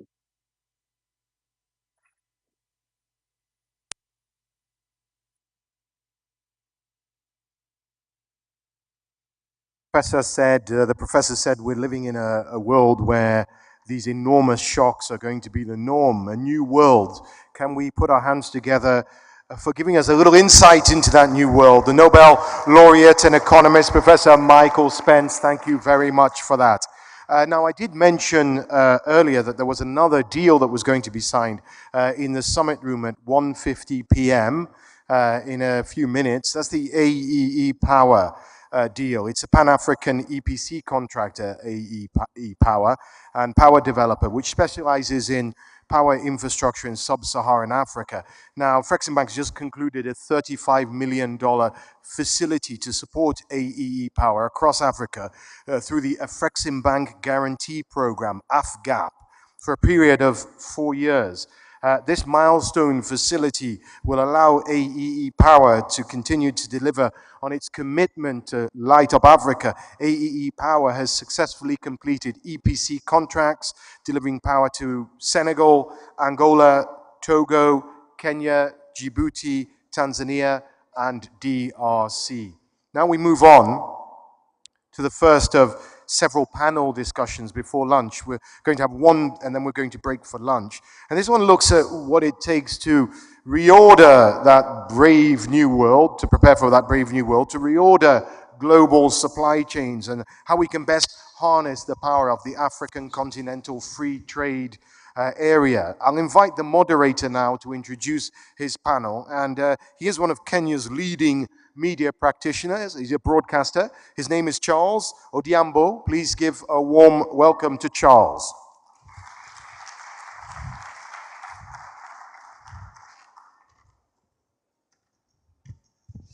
Good afternoon, ladies and gentlemen. Thank you very much, Mark. And I want to promise you that this is going to take the shortest possible time because I know there's been a lot of concentration on Professor Spence's presentation. And I also want to entice you by telling you that the organizers have gladly accepted to treat you to a very serious lunch at the Marquee after this. And so you will be directed accordingly. Very quickly, because we want to make this short and snappy, allow me, ladies and gentlemen, to invite on stage Ambassador Albert Muchanga, the Africa Union Commissioner for Economic Development, Trade, Tourism, Industry, and Minerals. Now, if this was a 4x400 meter race, Ambassador Muchanga would actually be the anchor. Those of you who've been in athletics know exactly what I mean. He is the most dependable person. Ambassador, you're welcome. Thank you very much. I will also wish to invite on stage His Excellency Rami Abdulnaga, the Deputy Governor, Central Bank of Egypt, Arab Republic of Egypt. Thank you so much and welcome. You're a very hospitable country. Just take the next seat. Allow me to invite on stage Mr. Christian Yoka. Mr. Christian Yoka is the Director of Africa Department at the French Development Agency. A round of applause, Mr. Yoka. And of course, joining us virtually will be Dr. Vera Songwe. Dr. Vera Songwe is the United Nations Under Secretary General and Executive Director at the Economic Commission for Africa. Welcome, gentlemen. Thank you very much for joining us. And in the interest of time, I will not waste a lot of time. Do we have Dr. Songwe? Do we have Dr. Songwe somewhere? As we wait for Dr. Songwe to join us, I am told we have dropped the link. I am sure the technical team is working on it. Ambassador, like I said, if this was an athletics race, 4x400 meters, you'd actually be the anchor. Now, there's something that President Orama said about Africa will have to solve its own problems. Where are we? You helped in nurturing AFCFTA? What are the threats? What are the opportunities in this re-emerging situation? Thank you very much, moderator, and I greet each and every one of you. I think in looking at this issue, the first thing you need is to harness the vision of our leaders. It was pointed out on the screen here that as far back as 1963, our leaders had a vision of creating an African common market. And that started almost immediately. Because in the 60s and 70s, we had the establishment of regional economic communities. And in 1991, we had the treaty establishing the African Economic Community, commonly known as the Abuja Treaty. 2012, we had the action plan on boosting intra-African trade, which laid the basis for the establishment of what we then called the Continental Free Trade Area. And the guidelines for negotiating that were agreed upon in 2015. And 2 years was given to negotiate the agreement. And that was finalized in December 2017 and went for signature in March 2018.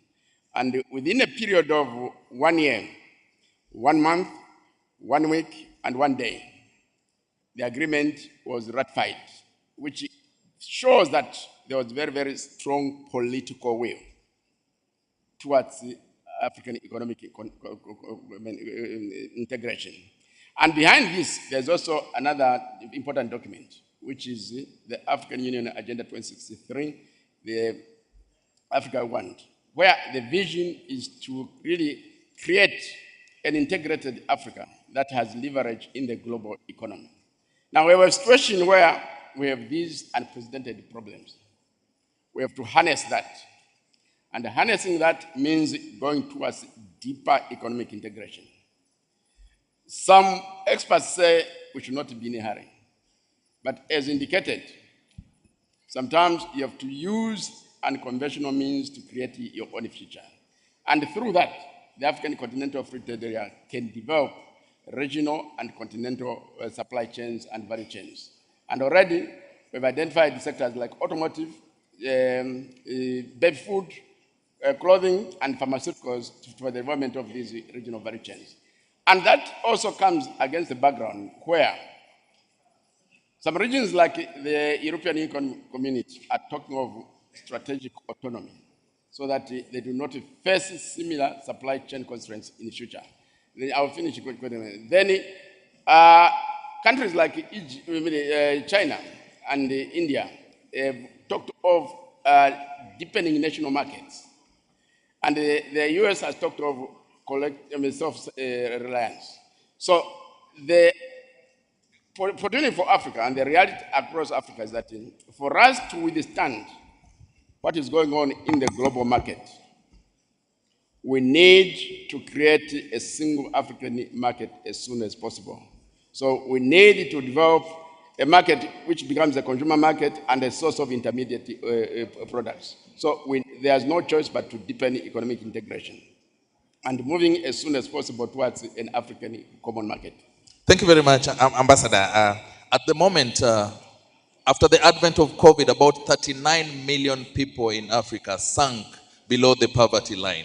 And before the recovery could be hatched, the Ukraine crisis struck. When I come back, I will be asking you exactly what are we doing practically to actualize all these brilliant ideas, because Africa is like a 60-year-old man with very fertile land, strong sons and daughters, quite energetic and intelligent, but who have to go and borrow outside or sell their skills outside. And when there are no roads to go and fend in the urban areas, there's a crisis at home. But hold it right there. I want us to pick on Dr. Vera. Dr. Vera, are we there? Thank you very much for joining us, Dr. Ray. Earlier on, we had a presentation from Professor Spence, and he gave a very interesting quote. He said, we have to rethink things we have never been thinking of, or things that we have been taking for granted. That was Dr. Spence. And this reminds me President Yoweri Kaguta Museveni on Labor Day this year told Ugandan citizens that they have to stop crying about wheat and start thinking about cassavas. Dr. Songwe, what are these things that we have to rethink about? Quais são as coisas que precisamos pensar?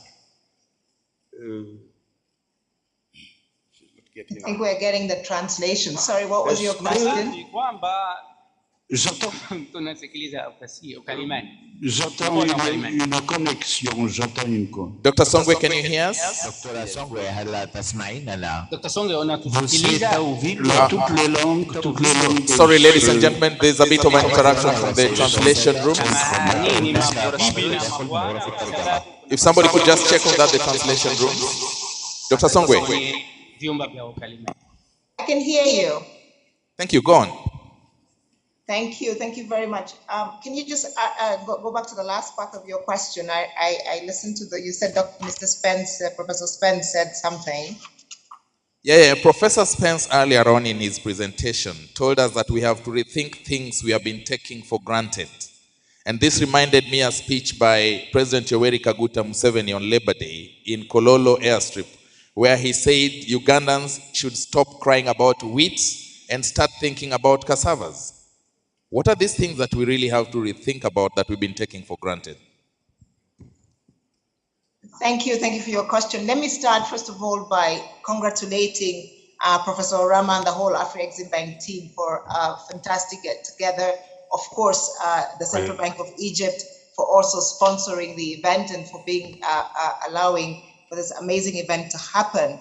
I think, your question is easy to answer because we heard from Professor Orama at the beginning. I think we had taken a lot for granted, but one of the signature achievements of Afreximbank this year was putting together the African Vaccines Acquisition Task Team and putting together what we call a no-fault compensation clause scheme. And these are things that we had taken for granted, right? 96% of our pharmaceutical products came from outside the continent, and we had kind of taken that for granted. You said 60-year-old man, maybe there's a woman in that conversation. Can you hear me? I think if we start by that, we will be, Afreximbank has been able to demonstrate very clearly this year that, Africa can do things on its own. With the AVAT scheme that they put in place, Africa was able to, as Governor Tariq Ahmed said, raise the resources that it needed to buy its own vaccines. So we took something for granted, but when we finally realized that we no longer needed to take it for granted, we were able to do that. Again, in the context of the African Continental Free Trade Area Agreement, as Commissioner Muchanga has said. But let me just come back again to one thing that Professor Spence spoke about. In the closings of his conversation, he talked about the fact that he had written a book on convergence, but that today what we are seeing is a different kind of breaking up of the supply chain. This for Africa is an advantage, and this is something we had kind of taken for granted. We actually needed to procure everything from outside the continent. Maybe with the near-shoring conversations, maybe with the friend-shoring conversations, maybe with the security-shoring conversations. As Governor Tariq Ahmed again said, why is Egypt buying meat from Brazil? You can buy it from Botswana. But for us to do that, we are going to be able to do we must put in place the infrastructure that is needed. 77% of Africa's trade happens by road today. We are not able to finance the kind of road network that we need to actually stand up a conversation that says, in a world that is diverging, in a world where supply chains are coming closer, can Africa get its supply chains from point A to point B with the resources that it needs? And I think that that's where institutions like Afreximbank are important. If Afreximbank, we just heard Afreximbank signing a deal for AEE power. Road transportation, rail transportation is going to need electricity in the future. Sorry about dynamics. The new world is going to be a technology world. Can you hear me? And Dr. Songwe, probably look at very quickly the possible threats to this reordering of the global supply chain, especially for an African Continental Free Trade Area. What are the possible threats from where you sit? I think, first of all, I see benefits. I see benefits because as we reorder the global supply chain, what Africa can do is actually fast track the African Continental Free Trade Area Agreement. By reordering the global supply chains, it means that Africa needs to procure more from Africa. It means that institutions like the one that the Afreximbank has set up, the PAPs, the payment scheme systems, will be able to then serve Africa more. It means that maybe we build our infrastructure better. Maybe the road from Lagos to Abidjan gets built faster. Maybe the Central African Highway gets built faster.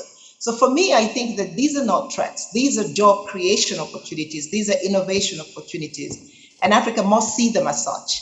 I think the next issue will be, and this is where the threats are, the threats will come from the policy environment. If we do not have a policy environment that allows for then, once the roads are built, for the customs borders to be more, to be less friction, to have less friction, then we will have threats. So our biggest threat, I think, is not going to come from onshoring. It's going to come from, do we have the right policy environment to allow goods to move within 1 day or 2 days from Nigeria to Abidjan, as they are moving from Africa to China or China to Africa and the other way around. So huge opportunities for job creation, for innovation. We saw from Professor Spence the kinds of unicorns that we can create from the digital technology side. We can begin to store our own data. We can create a whole AI economy on the continent because we can start onshoring and reshoring our data. So I think that what Afreximbank is proposing to us, what the African development agencies are proposing to us, is really that we see these as opportunities. Governor Tariq Ahmed said we need to fund more these institutions so that they can do more, they can do better, they can do faster. That is the conversation we should be having, is how can we put the resources behind these institutions so they deliver on the AFCFTA, which is our Marshall Plan, sooner rather than later. Dr. Songwe, thank you very much for joining us. I am informed that you have previously arranged engagement and you have to log off. It was our pleasure having you. Thank you very much. I am here and I can stay. That's fine. All right. Thank you very much. Thank you, ladies and gentlemen. Turning to you, Deputy Governor, His Excellency Ram Abdunaga.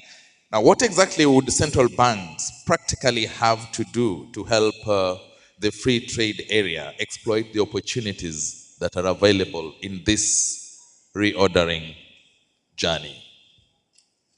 Thank you, Charles, for that question. The central banks have a lot to do, to be honest, and they're going to be inundated with so much work that they wouldn't have probably have to even worry about before the pandemic and before the geopolitical tension. So central banks have to start with bringing macroeconomic stabilization to the picture. You cannot start to fix things or try to even dream of having a more comprehensive economic approach if you don't have the right foundation. So setting the right policies, bringing macroeconomic stability, the right monetary and fiscal policies, of course, at the broader level, have to be instilled before you can really start to take any steps towards what needs to be done. And then you need to be a lot more agile and flexible to address these issues. You cannot just think in a typically conventional way about theories and practices that are that are no longer market sensitive. We've seen how Professor Spence has been providing a very insightful encounter of how things have changed, how the landscape is changing, and how he thinks that the next 2 years and beyond are going to be very challenging. So we have to make sure that we are apt and able to deal with that.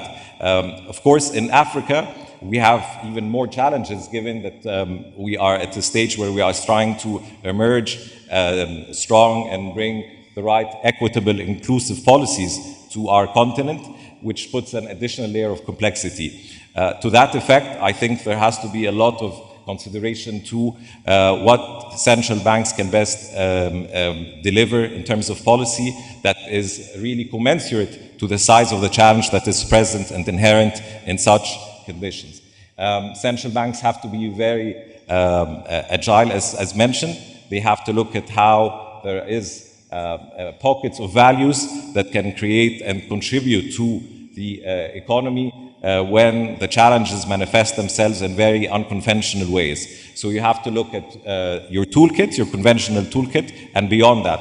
Beyond that, meaning that you can obviously embark on initiatives such as the ones that we as the central bank have embarked on to really inject liquidity into the veins and arteries of the economy at times where orthodox policies would probably tell you to step out and wear a very straight jacket and not be responsive to the reality on the ground. The reality on the ground is exposing itself.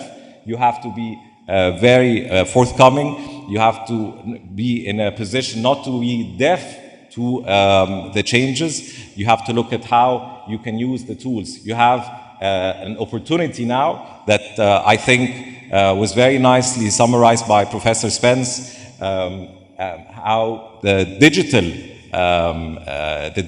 weapons have helped us really take an important and a really massive stride in how you have been able to bring around a lot of economic advancement in different areas. So in the past, we had problems with connectivity. We had problems with distribution channels. You had problems of isolation that were very impertinent because the infrastructure was not there. With the pandemic, this has really given you the opportunity to really press forward and cut years and years of really lack of interest in this field, because no one would have ever even dreaded thinking of education, as Professor Spence has mentioned, being really submissive to technology. So you have to use the toolkits. You use the new tools that are available, digital platforms. You have to look at how payments are really progressing and advancing to serve the underserved society. You have to think financial inclusion at large. When you have economies that are really quenching for financial services, but are being deprived from being able to have access to these services because of lack of connectivity, lack of mobility, you bridge that gap using technology that is really made available and being bolstered by this environment. So as a central bank, you cannot afford to sit back and hope for things to get better. You have to make things get better. And this is really the challenge that central banks are having to grapple with. And of course, you have to also integrate with other stakeholders to onboard, because at this time, as mentioned earlier, these are very choppy economic environments. There's a lot of dispersion, there's a lot of fragmentation. It's not easy to consolidate and to align policies. So you want to make sure that you are able to consolidate and to onboard the stakeholders to have one vision that you can work towards. There's so much more that can be said, but I think these are the main themes when it comes to what central banks need to do. Thank you. I am glad you appreciate the fact that it's not a straight jacket. Thank you very much, Deputy Governor. We will be looking at how best can we just make sure we have an almost level playing field, even if it's not level across the continent. But before we get to that, Mr. Christian Nyoka, thank you very much for joining us once again. We know the world is deglobalizing now. Everybody is beginning to look inwards, courtesy of the two major catastrophes that we had. First COVID and now the Ukraine crisis. As a major partner in the development of Africa, what exactly is the agency doing towards helping in the reordering the supply chain? First of all, let me say how happy I am to be here and to join the conversation. And I would like to thank Dr. Rama for inviting me. We value very much the FCFTA project at AFD. We cannot think of a more transformative agenda for Africa. And of course, it's easy for us to say that because when you think about it, Europe has been able to build peace and economic growth in the long term thanks to the common market. So we do believe that this endeavor is really a game changer. And one thing that the pandemic has also taught us is that countries that have a very sizable market or region that are well integrated have resisted best to this crisis. Egypt is actually one example of that. And if you look at Eastern Africa as well, the resilience was better than in some other region within the continent. So we are very supportive of the FCFTA, and we do that in three directions. First, by working at the continental level. We are indeed supporting the AU, the agenda, and I'm glad to share the panel with Dr. here. And we do that by bringing support to, first, the draft agreement or applicable to the rule of origins. That is something, the first item that we've been working on. The second one is the competition rule that will apply. Those documents are now available, and it's up to countries to start negotiating around those documents. And we think that this is very structural and very important if you want to talk about a continental free trade zone. The other support we are bringing to the AU's agenda is the one in relation with digitalization. We have financed and support the program targeting the digitalization of African economies. With this respect, we've been working on e-trade, e-tax, e-services for postal financial services. Those are the actions that we are conducting with the AU, and we will keep on working on that on the second phase, addressing issues such as blue economy and support to SMEs. That's the work we are doing with AU. The second major axis that we are working on is to tackle and to help tackle the connectivity infrastructures. There's no way you can discuss about integrating market if you don't address those infrastructure bottlenecks. And by that I mean, first of all, energy. You have no transformation without energy. Transport and digitalization. And with regard to transport, what we are trying to do and to work on is really to help connect production areas with markets. And actually, this is something we are doing here in Egypt, working on a railway project that help bringing goods from the Delta region to Alexandria and Cairo. And this is very instrumental because without this kind of infrastructure, without that connection, you can develop production, but if you are not able to bring goods to the market, then it's as if you had done nothing. So this is key for us. The other aspect we are working on is really to work on corridors. For instance, Djibouti-Ethiopia corridors we're working on to really facilitate the value chain within this region. One point that I would like to underline regarding infrastructure is that sometimes we tend to really focus on hard infrastructure.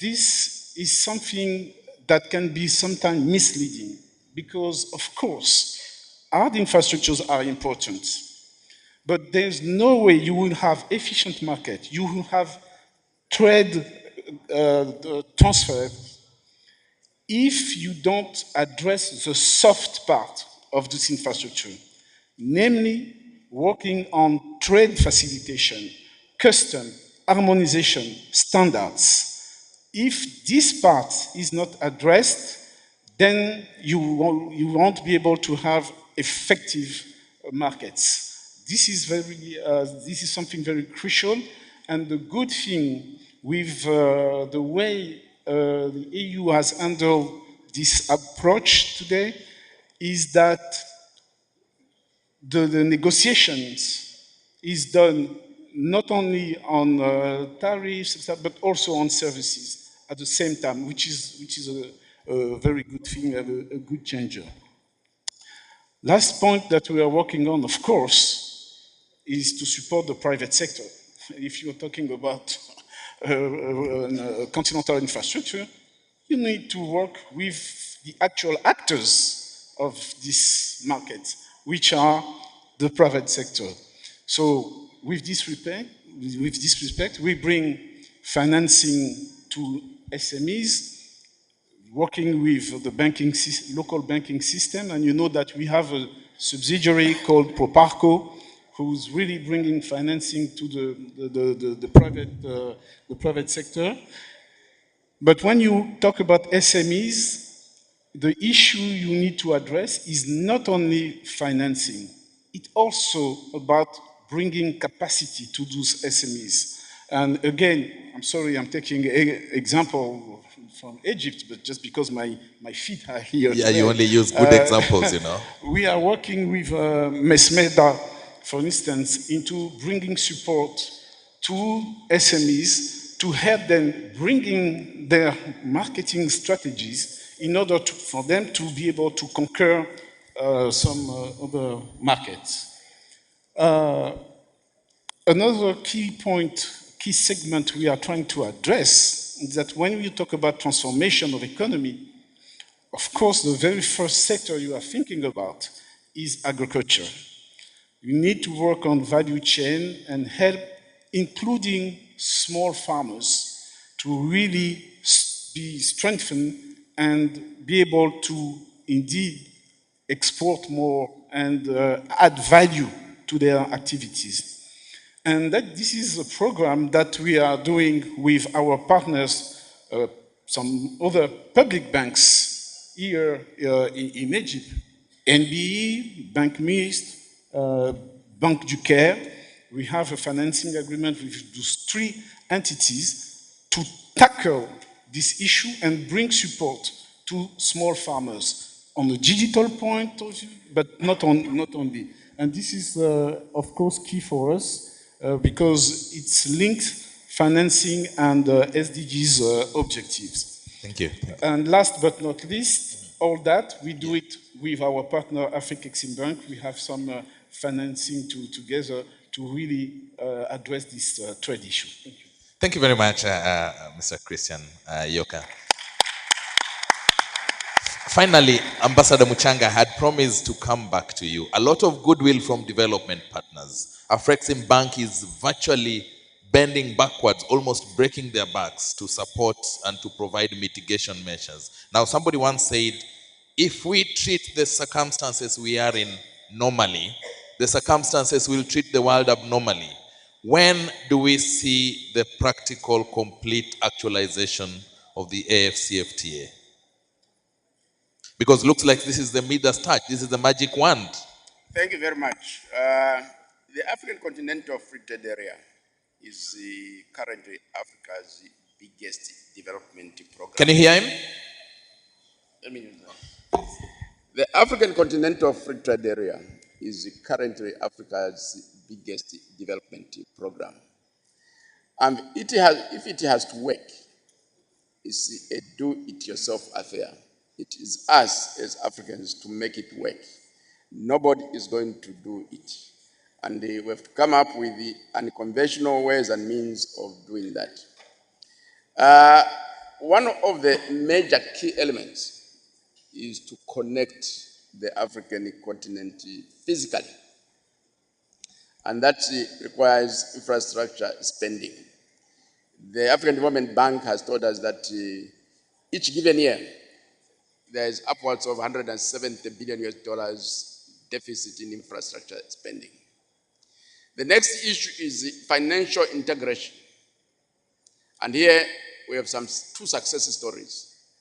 The first one is that working with the African Export-Import Bank and the Secretariat of the African Continental Free Trade Area, There is now what is called the Pan-African Payments and Settlement System. And it was highlighted in the statement by the chairman and the president of the board of directors of the African Exporting Board. Another aspect of financial integration is to create a Pan-African stock exchange. In July this year, about a month from now, I'm going to sign a memorandum of understanding with the African Association of Stock Exchanges to start the groundwork for the establishment of the African Stock Exchange. Then there are several other opportunities for domestic resource mobilization. We are working with the African Tax Forum to enhance domestic resource mobilization by the revenue agencies across Africa. And in addition to that, we're also working with them and the Mbek Foundation to see if we can enhance the fight against illicit financial flows, which annually are in the about 90 billion US dollars, which goes out of Africa. If that was spent domestically, then it was returned domestically, then it would go towards really enhancing domestic resource mobilization.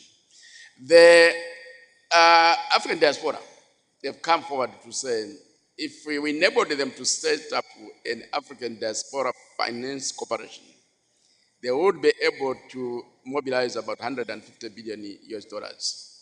Then the final point is when you look at the pension funds, the mutual funds, and the sovereign wealth funds across Africa. And from here, I'll be going to Morocco to attend that meeting.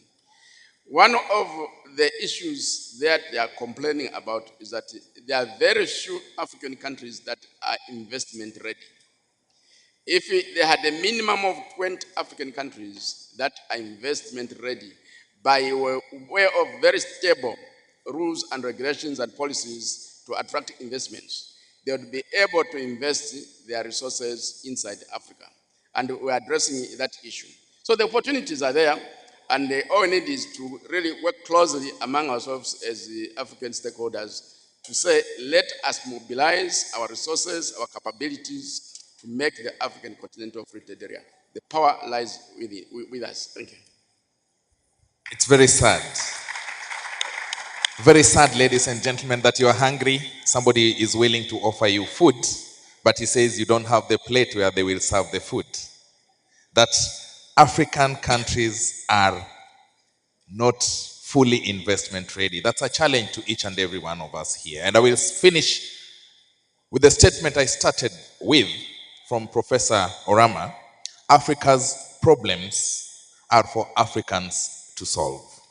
It lies squarely in your hands. This conversation will be continuing over lunch. Remember, this is just the first of the 3 days that we'll be having to talk about solutions to our own problems. I challenge each and every one of you who is already converted to this course to try and convert another soul so that we walk this together. Thank you very much, ladies and gentlemen. A round of applause to my panelists. And Mark, take it away, please.